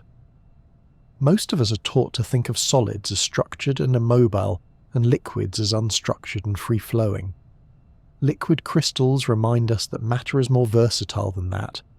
It's not always about choosing sides. Sometimes matter prefers the middle ground. Their responsiveness to external fields is another defining trait. Because the orientation of their molecules can be influenced by electric or magnetic fields, liquid crystals can be tuned. This tunability means that with just a small amount of energy, you can dramatically alter their optical properties. That's why they're so energy efficient when used in screens. They require very little power to change state, and once set, they can hold that state until prompted to shift again. The interplay of light and liquid crystals is an entire field of study in itself. Their ability to manipulate polarization makes them ideal for not just displays, but also lenses, optical filters, and even experimental physics setups. Light travelling through a liquid crystal can be twisted, slowed, or redirected in ways that wouldn't be possible with ordinary materials. It's a kind of invisible art. Molecules arranging themselves just so to guide photons in a specific direction. There's also a meditative elegance to liquid crystals. In their natural state, they resemble serenity. They hold a form, but not too tightly. They move, but not chaotically. They seem to understand something about balance that we often forget, that it's possible to be aligned without being rigid, and to be in motion without being unruly. In many ways, they're the physical embodiment of graceful compromise. Their scientific complexity hides beneath a calm surface. Behind every TV screen and digital watch is a matrix of tiny droplets, each one containing molecules standing in formation like tiny sentinels, ready to pivot at the flick of a switch. It's as though millions of little compass needles are constantly realigning, quietly enabling the stream of images and data we consume every day. And yet, for all their technological use, liquid crystals are also deeply mysterious. Researchers are still uncovering new phases, discovering how these materials behave under extreme conditions, and exploring their potential in fields far beyond displays. Some are studying how they could be used in soft robotics, where materials can flex and change shape, without rigid motors or hinges. Others are using liquid crystals to build sensors that detect subtle environmental changes, or to investigate how biological tissues grow and heal. They are not just tools or materials, they are puzzles. Each molecule's alignment carries information about its surroundings, about temperature, pressure, and electromagnetic influence. Collectively, they form systems that are sensitive, dynamic, and surprisingly self-aware, in the way only nature's finest arrangements can be. In a world that often pushes us to choose between order and freedom, liquid crystals offer a gentle alternative. They exist in between, in a place where structure meets softness, and motion finds meaning without losing its shape. They don't fight their dual nature, they embody it, and perhaps that's why they've become such an essential part of our daily lives. Not just because they help us see, but because they help us imagine what it means to hold a form, even while flowing through it. Ice, in its everyday form, is a reassuringly simple thing. It clinks in glasses, cracks underfoot, and melts quietly into puddles. We think of it as water's solid, sleepy cousin, a phase as familiar as snowflakes or frozen peas. But beneath that frosty exterior lies a world far stranger than most people ever realise. Ice, it turns out, is not a single substance, but a whole family of structures. Scientists have identified at least 19 distinct types of ice, each with its own internal arrangement of water molecules. And that's not even counting the theoretical ones still being explored. Even the most ordinary of substances, when placed under the right pressure or chilled to the right temperature, becomes a playground for strange geometry and unexpected behaviour. The kind of ice we're most familiar with is known as ICI-H. That H stands for hexagonal, because in this form, water molecules arrange themselves in a six-sided pattern. This is the stuff of snowflakes, frost, and ice cubes. Beautifully ordered, but relatively boring as far as the molecular world is concerned. The reason ice floats on water is because the hexagonal lattice holds the molecules relatively far apart, making the structure less dense than the liquid. This is an unusual property. Most substances are denser in their solid form. But water, always the overachiever, has to be the exception. But venture outside the narrow band of temperature and pressure where Ice 1H lives, and water begins to reinvent itself. Push the pressure up, or the temperature down, or both, and the molecules start rearranging into entirely new patterns. These alternate forms of ice are given Roman numerals, 1, 2, 3, all the way to 19 so far. Each one has a unique crystal structure, like different architectural blueprints for stacking water molecules. Some of these ices are denser, some are more compact, and some exhibit symmetry so bizarre you'd think they were drawn up by an architect on a sugar rush. Take Ice 2, for example. It forms under higher pressures and is more tightly packed than ordinary ice. Its molecules are arranged in a rhombohedral lattice, a sort of squished, skewed box pattern. Then there's Ice V and Ice VE, which form under even more pressure, squeezing the water molecules into increasingly awkward and intimate configurations. Ice 7 is particularly famous because it can exist at high pressures and even high temperatures, making it relevant in the study of planets and moons, with thick, icy crusts and hot interiors.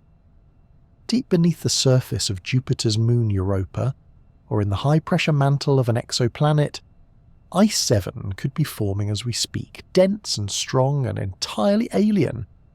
There's also Ice 11, which is a ferroelectric phase. That means it has a built-in electric polarity. Its molecules don't just sit still, they align their dipoles in a common direction, creating a tiny internal field. It's like the ice is trying to become a battery. Ice 12, on the other hand, is formed through sudden pressurization at low temperatures and exists in a metastable state. It's a reminder that even ice can be caught off guard and locked into a phase it wasn't quite planning to be in.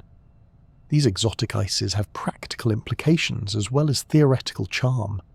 Understanding their structures helps scientists model the interiors of icy moons, predict how water behaves under extreme conditions, and even explore the limits of hydrogen bonding, which governs not just ice but much of the chemistry of life. It also leads us into the realm of materials science, where the way molecules arrange themselves can determine everything from strength to conductivity. But even ice's weirdest forms look positively straightforward compared to what happens when you try to freeze helium. Helium is the lightest noble gas, and it's notoriously slippery. At room temperature, it's a gas. Cool it down, and it becomes a liquid, but one that refuses to solidify under normal pressure. Even near absolute zero, helium won't form a solid unless you apply tremendous pressure, tens of thousands of atmospheres. It's a bit like trying to convince a very relaxed cat to stand at attention. It doesn't want to conform, and it takes a lot of coaxing to make it change states. Solid helium exists, but it's not easy to create or study. When forced into a solid form, it forms a crystal lattice just like other substances, but with some unusual properties. The atoms remain incredibly mobile within that lattice. There's evidence that they might exhibit quantum effects like tunneling, where they shift position without going over an energy barrier. In fact, solid helium has been at the centre of debates about whether supersolidity, a phase where a solid flows like a superfluid, could be real. While the most dramatic claims of supersolid helium have been walked back or revised, the fact remains: this is no ordinary crystal. Helium's refusal to freeze under typical conditions is due to its quantum zero-point energy. That's the lowest possible energy a quantum system can have, and for helium, that baseline jitter is strong enough to keep it from settling down into a solid structure. The atoms vibrate so energetically, even near absolute zero, that the attractive forces can't hold them in place without the assistance of pressure. It's like trying to build a tower of jello cubes during an earthquake. They just won't stay still long enough to stack. When it finally does become solid, helium offers physicists a unique opportunity to study quantum mechanics on a macroscopic scale. Its behavior is so dominated by quantum effects that it behaves less like a traditional solid and more like a collective of harmonizing wave functions. This makes it a kind of window into a world where matter doesn't behave the way we expect, even when it's technically frozen. Other substances also show exotic solid behavior. Methane and ammonia, for instance, form a variety of crystalline structures under pressure, some of which might exist in the interiors of gas giants or icy exoplanets. There's even growing interest in superionic ice, where the hydrogen ions become mobile within an otherwise solid oxygen lattice. This phase could exist inside Neptune or Uranus, and it's both solid and liquid at once, a kind of electrified flowing crystal. It's as if the material couldn't decide whether to be stable or mobile and simply chose both. All of this complexity emerges from a molecule as simple and familiar as water. 2 hydrogens, 1 oxygen. A slight bend in the angle, a dipole moment, and suddenly we're dealing with a substance that has more solid forms than most elements have ever dreamed of. Water's ability to form hydrogen bonds, a kind of gentle but persistent molecular handshake, makes it uniquely adaptable. It can be open and airy or tightly packed. It can trap gas molecules inside its lattice, forming clathrate hydrates. It can even become amorphous, like a frozen glass, with no crystal structure at all. The study of ice, in all its forms, isn't just about understanding frozen water. It's about learning how matter organizes itself under pressure, how temperature and energy influence structure, and how even simple substances can surprise us when we look closely. Ice is not a static, passive state. It's an active, dynamic participant in the molecular world, constantly negotiating with energy, environment, and entropy. And perhaps that's the real beauty in all of this. What we think of as solid, stable, and fixed is actually a universe of variation. Ice isn't just one thing.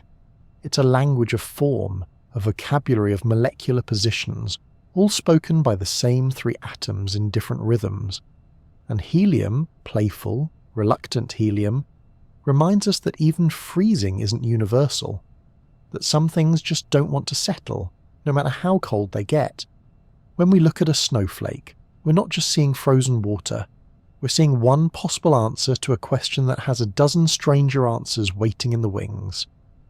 All it takes to find them is a little pressure, a lot of patience, and the willingness to believe that even the most familiar things still have secrets hidden under the surface. Out in the quiet spaces between stars where the night sky stretches deeper than any horizon, the matter of the universe drifts, floats, and pulses in forms that rarely resemble anything we know from home. There are no polished stones, no neatly folded sheets of ice, no bubbling liquids sloshing around.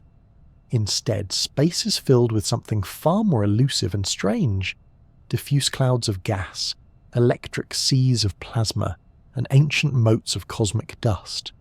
Cold, dark, and quietly waiting. These are the raw materials of galaxies, the very bones of the cosmos, yet they exist in states that defy our earthbound instincts. Out there, matter doesn't play by familiar rules. Let's begin with the interstellar medium, or ISM for short. This is the space between stars, not empty, but surprisingly rich in complexity.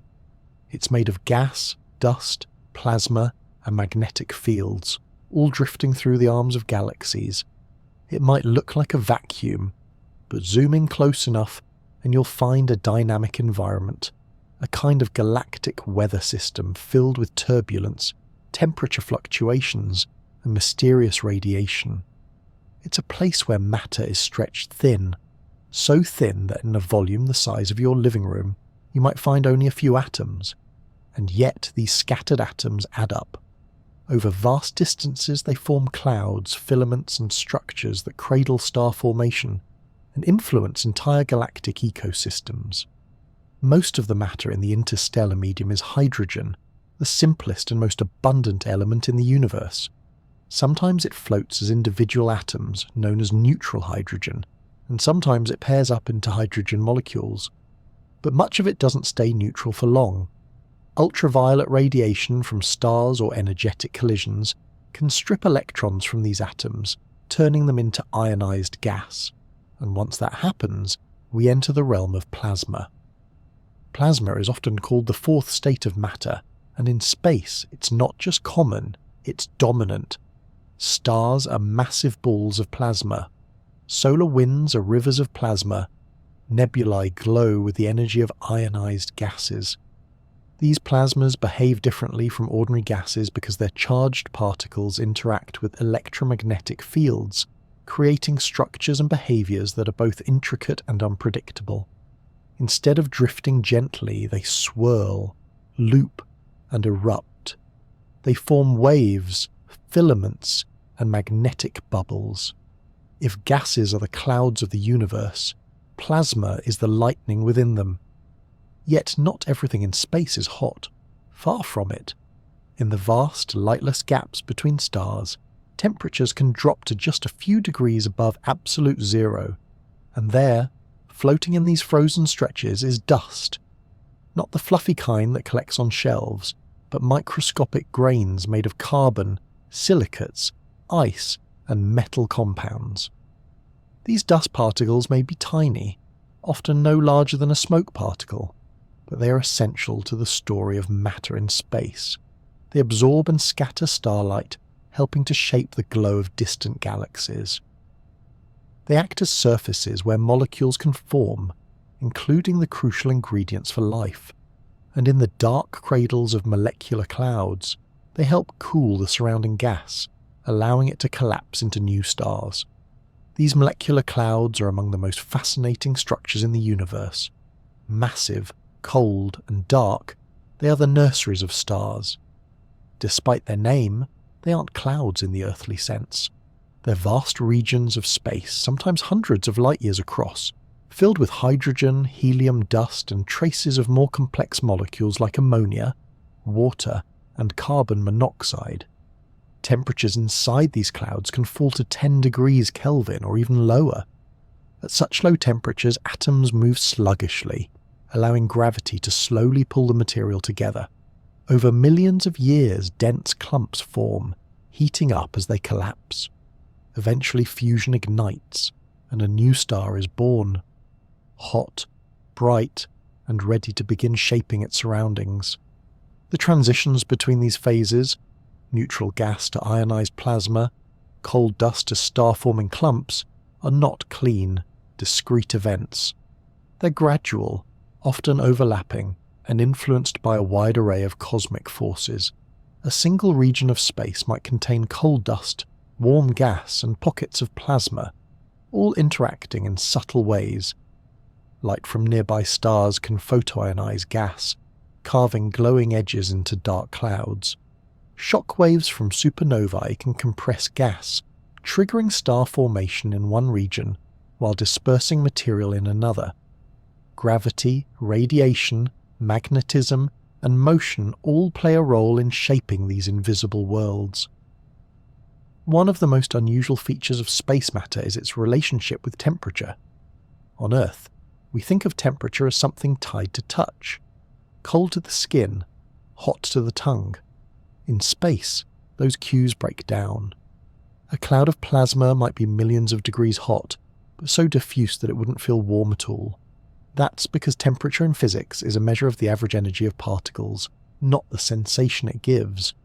In space, where density is extremely low, you can have high temperatures and low heat content at the same time. It's possible to be surrounded by million-degree plasma and still freeze to death. On the other end of the spectrum, there are objects like Bok globules, small, dense pockets of gas and dust that appear as dark blotches against the glow of nebulae. These globules are often sites of early star formation, shielded from radiation and insulated by layers of dust. Inside them, the temperature can be just a few Kelvin.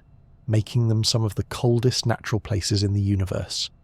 Matter here is sluggish, quiet, and ready to transform. Even more exotic are the so-called interstellar ices. On the surfaces of dust grains deep inside molecular clouds, atoms and molecules condense and freeze into thin layers. These include water ice, but also methane, ammonia, formaldehyde, and other organic molecules. Under ultraviolet radiation, these ices can undergo complex chemistry, creating more elaborate organic compounds, some of which may be precursors to life.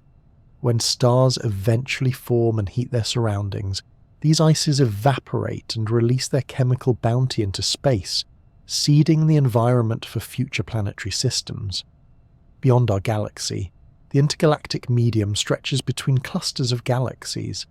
It's even more rarefied than the interstellar medium, but contains a vast amount of the universe's baryonic matter. Those ordinary atoms that make up stars, planets, and people. This medium is largely plasma, heated to millions of degrees by cosmic shock waves and galactic activity. It's visible mainly through its effect on light from distant quasars and its signature in the X-ray and radio wavelengths. Even in the emptiest places, matter persists, shaped by gravity and time. Cosmic rays also contribute to the strange behavior of matter in space. These are high-energy particles, mostly protons and atomic nuclei, that travel at nearly the speed of light. They come from supernovae, black holes, and other extreme sources. When they collide with atoms in the interstellar medium, they can break molecules apart, trigger reactions, and alter the chemistry of entire regions. They are tiny messengers of violence and change, adding an invisible spice to the calm appearance of space. All of these components, plasma, dust, gas, ice, and radiation, exist in a constant state of flux. They aren't bound to one phase or another. They transform under pressure, light, and motion, constantly reshaping themselves as they orbit stars, drift through galaxies, or fall into the gravity wells of black holes. In space, the phases of matter are more fluid, more ambiguous, and more responsive than the familiar solid-liquid-gas trinity we use on Earth. It's a reminder that matter doesn't have to be tidy to be fascinating. Out in the cosmos, it dances to a slower rhythm, shaped by forces spread over light years and lifetimes. It coils in magnetic spirals, rests in shadowed clouds, or blazes in million-degree jets. It builds stars, carves nebulae, and records the history of the universe in its silent rearrangements. Matter in space is not just exotic, it is deeply poetic. It whispers of old stars and future suns. It drifts in slow, grand patterns we're only beginning to see. And though it's far from solid ground, it may be the most essential matter of all, the raw story of the universe, told in the quietest, coldest corners of the sky. We like to think we've got a good handle on the phases of matter. Solids, liquids, gases, plasma, maybe throw in a few more for flair like Bose Einstein condensates or superfluids. It makes for a satisfying list. But nature rarely sticks to tidy inventories. The more closely we look, especially at the edges of known physics, the more it seems likely that we're missing pieces. There may be entire families of phases we've never seen, never touched, never even imagined, hidden in the extreme corners of the universe or waiting in the fine print of quantum mechanics. Let's begin with a curious character from the world of two-dimensional physics, anyons. While everyday matter is made from fermions and bosons, two well-behaved species of particles with clearly defined rules, anyons are the eccentric cousins that show up only in flatland. In two-dimensional systems, the rules of quantum statistics relax just enough to allow a third category. Anyons can have fractional spin and obey what's called fractional statistics. When you swap two anyons, their quantum wave function doesn't just stay the same or flip sign. It can pick up an arbitrary phase factor. It's like having a particle that keeps track of how it's been moved, adding a twist with every swap. That kind of memory makes anyons fascinating candidates for quantum computing, especially for topological qubits that are naturally resistant to noise. Anyons don't exist in everyday materials, but but in certain exotic systems, like the fractional quantum Hall effect, they may be lurking. These are engineered environments where electrons behave strangely due to strong magnetic fields and low temperatures. In those settings, the electron fluid can organize itself into a state where excitations behave like particles, with 1/3 the charge of an electron. Are these real particles? Not in the traditional sense, they're quasi-particles, emergent behaviours that arise from collective motion. But just because they're made of interactions doesn't make them less real. If anything, it hints at just how flexible nature is when it comes to defining what matter can be. Now let's take a step deeper into the abyss, into something even more hypothetical: strange matter. This idea comes from the world of particle physics, where it's been suggested that under extreme conditions, matter composed of up and down quarks, the kind that make up protons and neutrons, could transform into something denser, something made of up, down, and strange quarks. This substance is called strange matter, and it could be more stable than regular atomic nuclei under the right conditions. It's possible that in the cores of neutron stars where densities crush matter into unimaginable compactness, strange matter might naturally form. If so, these stars could become strange stars, celestial objects made almost entirely of a new phase of quark-rich matter. And here's where it gets even stranger. If strange matter is truly more stable, then a chunk of it drifting through space could hypothetically convert normal matter into more strange matter upon contact. It's a bit of a doomsday thought experiment, one stable droplet turning everything it touches into itself. But don't worry, there's no evidence that's happening anytime soon. Still, the concept suggests that matter might have deeper levels of stability we haven't yet accessed. Strangelets are the theoretical chunks of this stuff. Tiny, stable bits of strange matter that could, in principle, exist on their own. If we could isolate and study them, they might open a window into the strong force and the behaviour of quarks under ultra-dense conditions. But so far they remain elusive, more idea than object, more ghost than guest. And while we're down in the core of dense stars, we might as well mention the idea of quark stars. These are theoretical objects that could form when neutron stars are compressed beyond their usual limits. Instead of neutrons, the matter inside becomes a sea of unbound quarks. Not quite a black hole, but not a neutron star either. Just an incredibly dense, stable ball of quark matter. It's a phase transition on a cosmic scale. Ordinary matter crushed into a fluid of its most fundamental components. We don't know for sure if quark stars exist, but they are a serious possibility. Observations of unusually small, dense neutron stars, or sudden shifts in the brightness of pulsars, might one day provide the clues we need. If confirmed, quark stars would represent a phase of matter far beyond anything we can create on Earth. It would mean that entire objects in the universe exist in a state we've only speculated about in equations. Now, let's go even more speculative. What if there are phases of matter that don't even involve the kinds of particles we know about? What if dark matter, this invisible substance that makes up roughly 85% of the universe's matter, has its own phases, its own transitions, its own forms of complexity? We don't know what dark matter is. It doesn't interact with light, so we can't see it directly. But we know it's there because of its gravitational effects on galaxies, galaxy clusters, and the large-scale structure of the cosmos. It acts like matter, but refuses to be caught.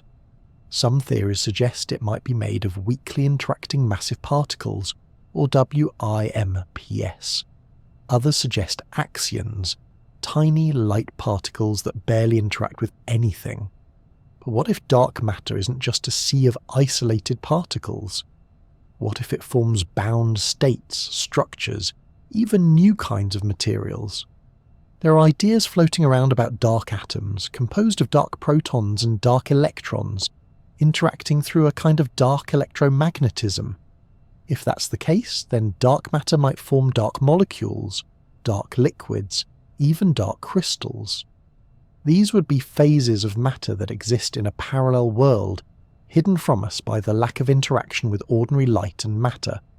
In that case, the universe could be filled with unknown complexity running alongside our own, but completely invisible to our senses. If such phases exist, how would we find them? Perhaps through subtle gravitational lensing or tiny discrepancies in the cosmic microwave background. Perhaps in underground detectors, waiting for the faintest ping of a dark particle brushing past. Or perhaps we've already seen the signs, but haven't recognized them for what they are. Even within ordinary matter, we may still be missing phases.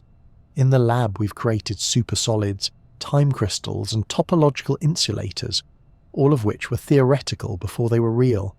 Each time we push the boundaries, cool something further, squeeze it tighter, or isolate it more precisely, new behavior emerges.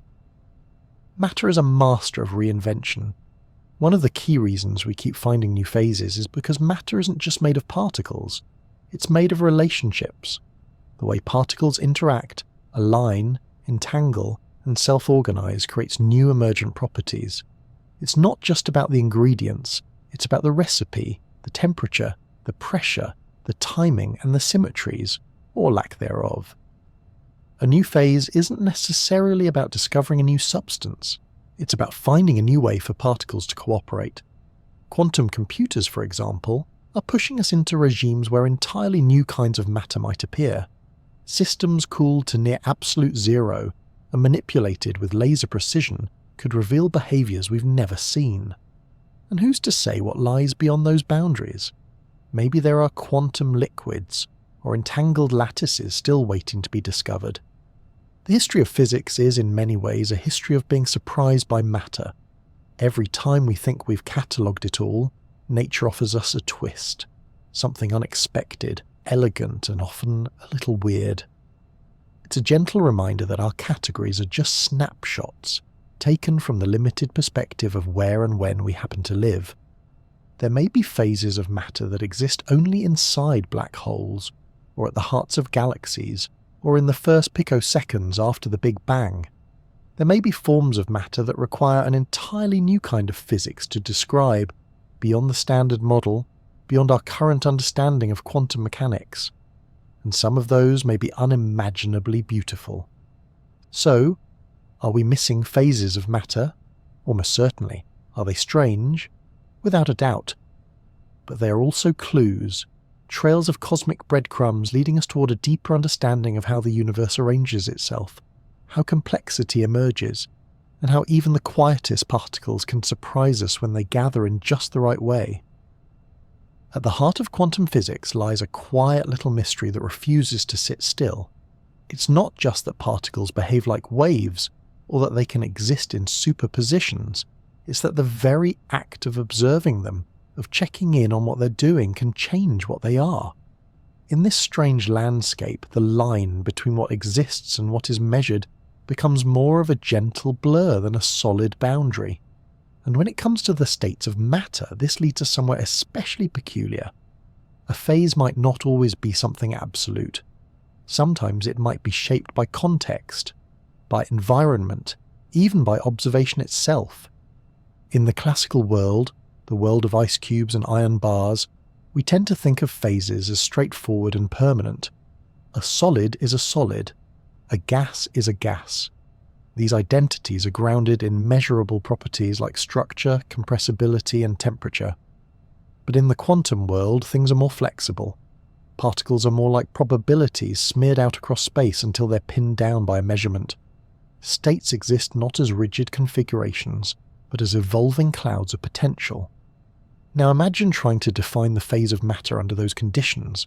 What does it mean to say something is in a phase if it hasn't yet resolved itself into a definite state? Can matter have a phase before anyone looks?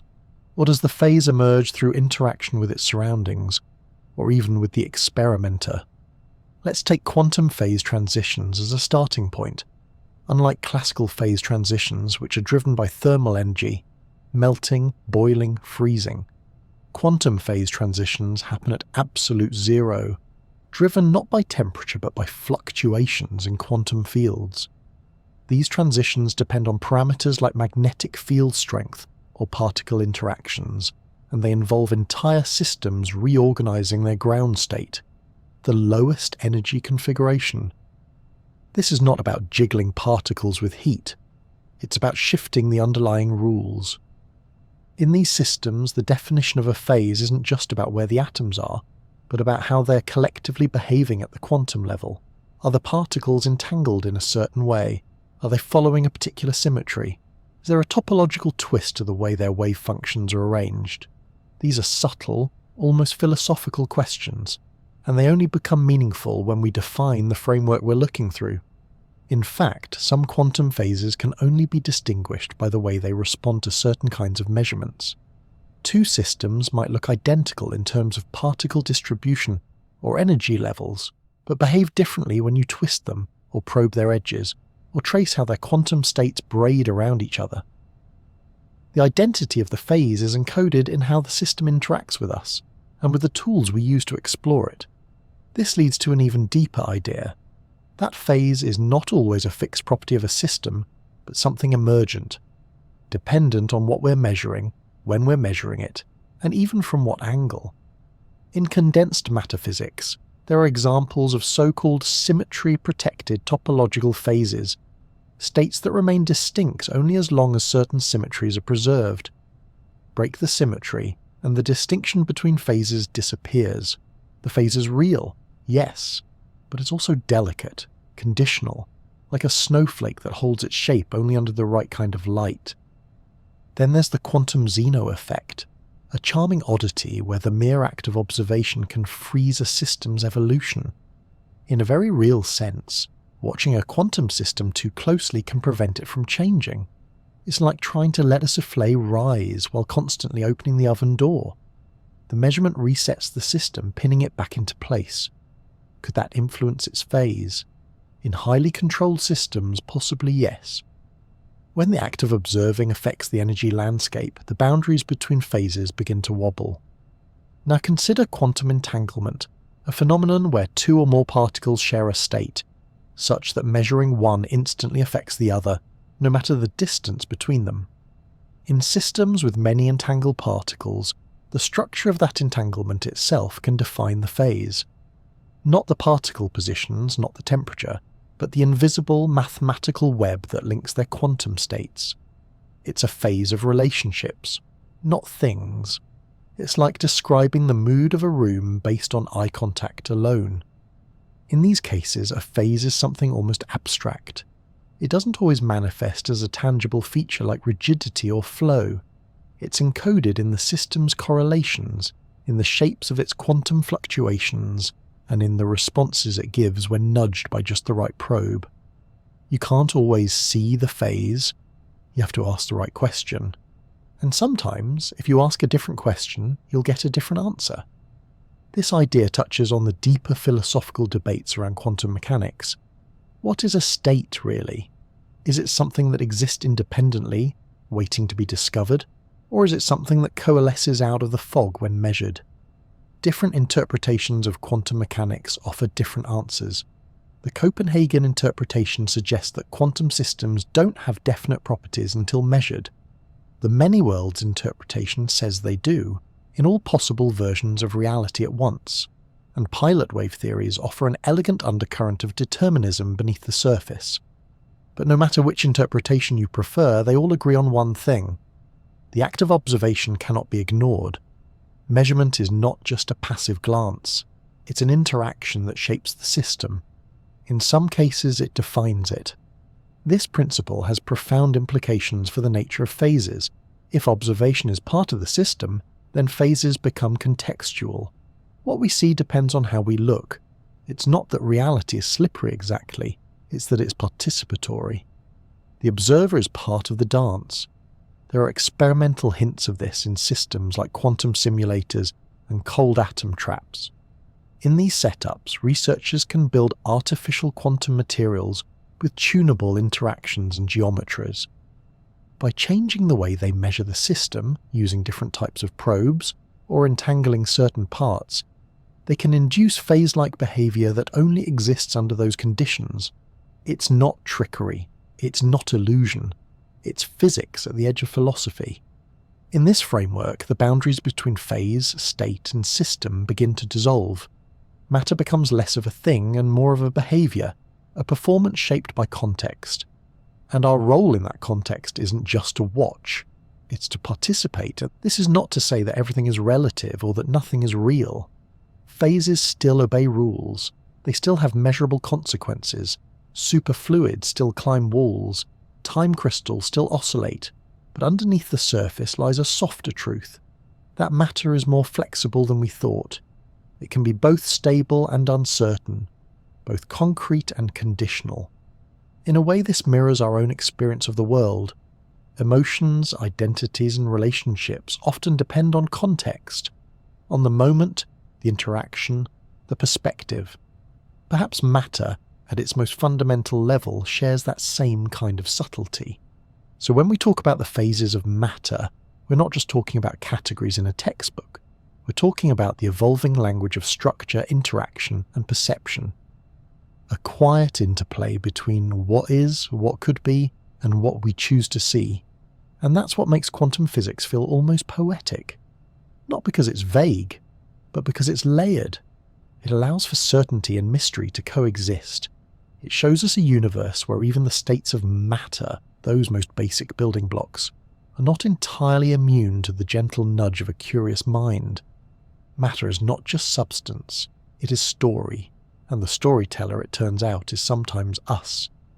Change is the quiet current that runs beneath everything.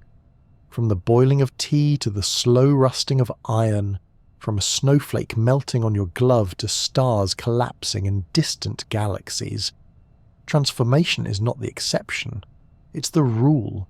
We live in a world defined by transitions, not just the sweeping dramatic ones, but the tiny ones too, the ones you don't notice until they've already happened. Matter, for all its seeming permanence, is constantly rearranging itself, sometimes boldly, sometimes softly, but always in motion. Let's start with a comforting classic, the transition from solid to liquid.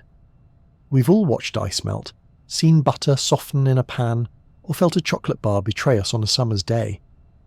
But behind these familiar moments is a molecular rebellion.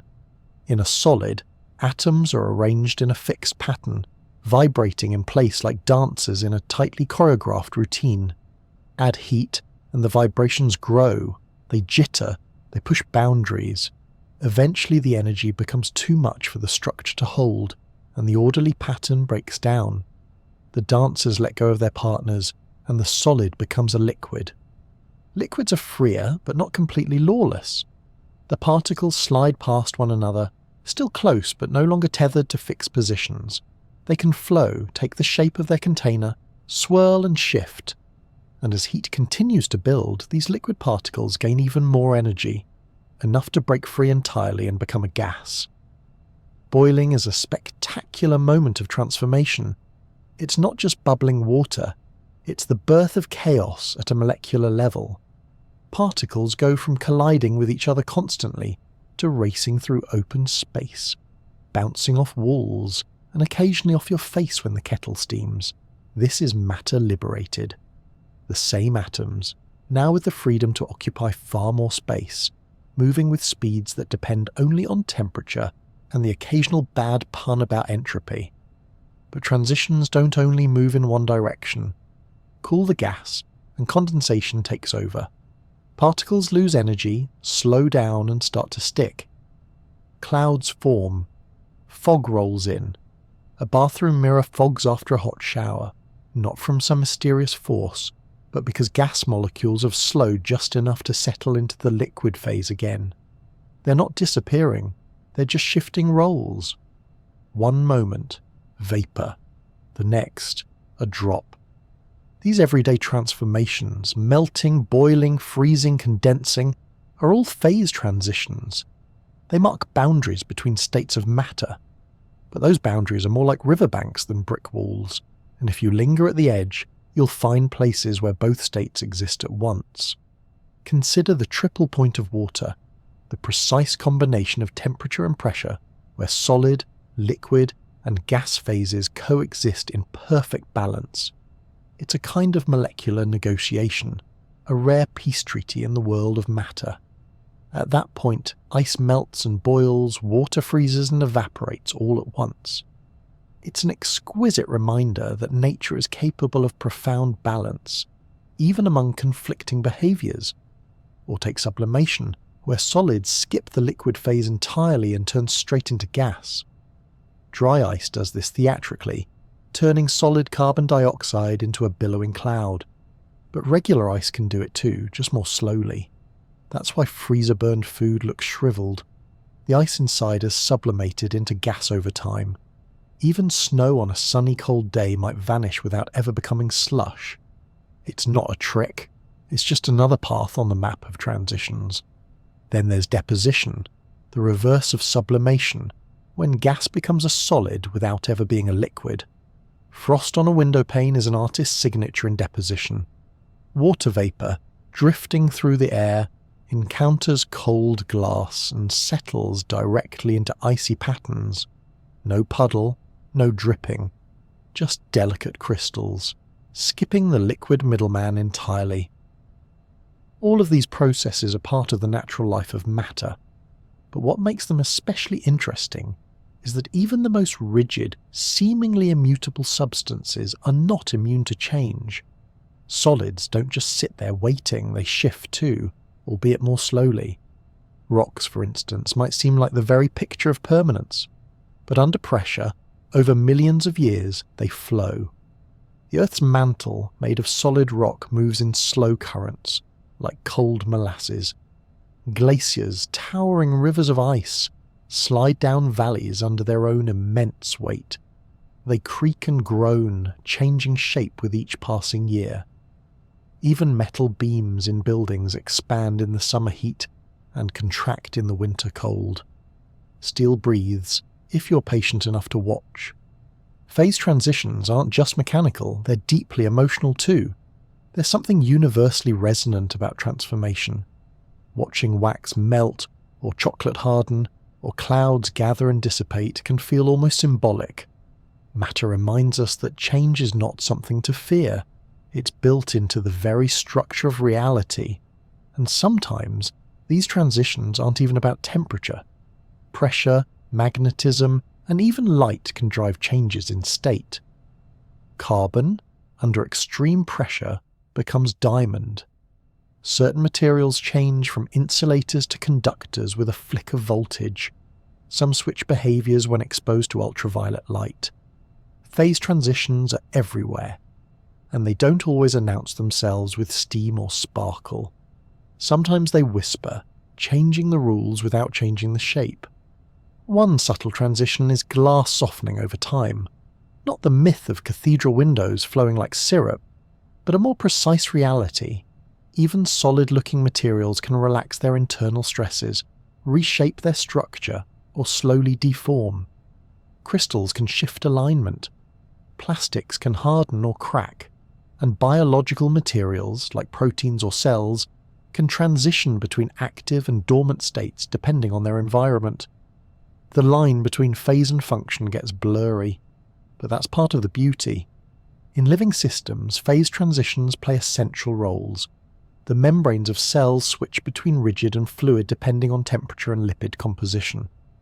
Proteins fold into specific shapes, sometimes snapping into new forms like miniature phase changes. Even the brain operates with transitions, from sleep to wakefulness, or from calm to focused. These aren't phases in the physical sense, but they share the same structure. Different states, triggered by thresholds, capable of sudden or gradual shifts. If you've ever sat by a lake and watched the mist rise, you've seen phase transitions in slow motion. Water warmed by sunlight evaporates into invisible vapour, which drifts into the cooler air above and condenses again as it meets dew point. The whole process cycles over and over, no boundaries, no urgency. Just the universe shifting gears, as it always has. Even our breath is part of this dance. We exhale warm, moist air. In the cold, it condenses into fog. On a warm day, it disperses silently. You're a walking, talking engine of phase transitions, body heat warming the air, cells balancing electrolytes, your skin radiating energy into the night. And at the heart of it all is this simple truth: matter does not stay still. It reshapes itself with every nudge of energy, sometimes gradually, like metal slowly oxidizing, sometimes violently, like lava erupting from a volcano, but always, always in motion. Phase transitions are not the edge of stillness. They are the very signature of life in a physical world. There's a quiet comfort in knowing that even the most solid things are changing. Nothing is static. Nothing is stuck. Not ice, not stone, not even stars. And if everything around you is shape-shifting, if even atoms can reinvent themselves, then perhaps there's something freeing in that for us too. Matter doesn't fear transformation. It leans into it. It stretches, melts, reorders, crystallizes, and moves forward without regret. It's a process that's never finished and never rushed. Just like us, in the stillness of night, when the world softens and slows, it's easy to imagine that things are holding still, that the lamp on your bedside table is just sitting there, that your blanket is resting quietly, and that the air around you is unchanged from moment to moment. But as we've drifted through the strange and shifting world of matter, one thing has become clear: stillness is only an illusion. Everything is always becoming. Solids may look steady, but their atoms hum with energy. Liquids seem calm, yet their molecules are constantly reshuffling. Gases are in a never-ending dance, flowing, expanding, fading into the dark. And beyond these, we've found phases that challenge the very definitions we've held on to. States that move without friction, crystals that pulse in time, plasmas that shimmer through the stars, and quantum landscapes where matter remembers, forgets, and reforms. We once thought matter could be divided neatly into 3 categories, but like most things in nature, the truth is more nuanced, more intricate, and more beautifully messy than we expected. It turns out that matter doesn't just exist. It responds, transforms, reacts, and evolves. It flows not just across space, but through possibility. What it is can depend on its temperature, its pressure, its quantum entanglement, and sometimes even the fact that we've looked at it. This isn't a failure of science, it's its greatest strength. The fact that we keep discovering new states, new behaviors, new transitions is not a sign of confusion. It's a sign that we are still listening, still learning, still watching as the universe quietly reveals its layers. Even the names we give to these states, superfluid, time crystal, strangelet, feel like poetry. They remind us that science is not just about precision and order. It's about curiosity, about asking, what else? And then leaning in when the answer is stranger than we expected. And just maybe, all of this reminds us something about ourselves. That we too are not fixed. That just like matter, we are shaped by our environment, by our relationships, by what we absorb and what we release. We can be structured, chaotic, fluid, or somewhere in between. We change with time and with experience. We undergo transitions, some subtle, some seismic, and those transitions aren't something to be feared. They're how we grow, how we expand, how we become. So as you settle deeper into rest tonight, surrounded by things that seem still, take comfort in knowing that the world around you is alive with quiet motion, that even in silence, molecules shift, that even in darkness, matter dreams. And if you've made it this far and your eyes are still open, well, perhaps this video was a little too interesting. But I hope it made you smile. If you're feeling generous, a like and a subscription would mean the world. It helps this quiet little corner of the internet stay warm and glowing. And if you're still awake, I'd love to know, where in the world are you watching from? What time is it where you are? There's something lovely about imagining all of us here together, stretched across different time zones, listening to the same strange stories of science. Thank you for spending this time with me, for giving your attention, your curiosity, and your calm. May your dreams be soft, your thoughts be light, and your sleep come easy. And as always, this video is for relaxation and education only. It is not medical advice. Good night from the Sleepy Scientist.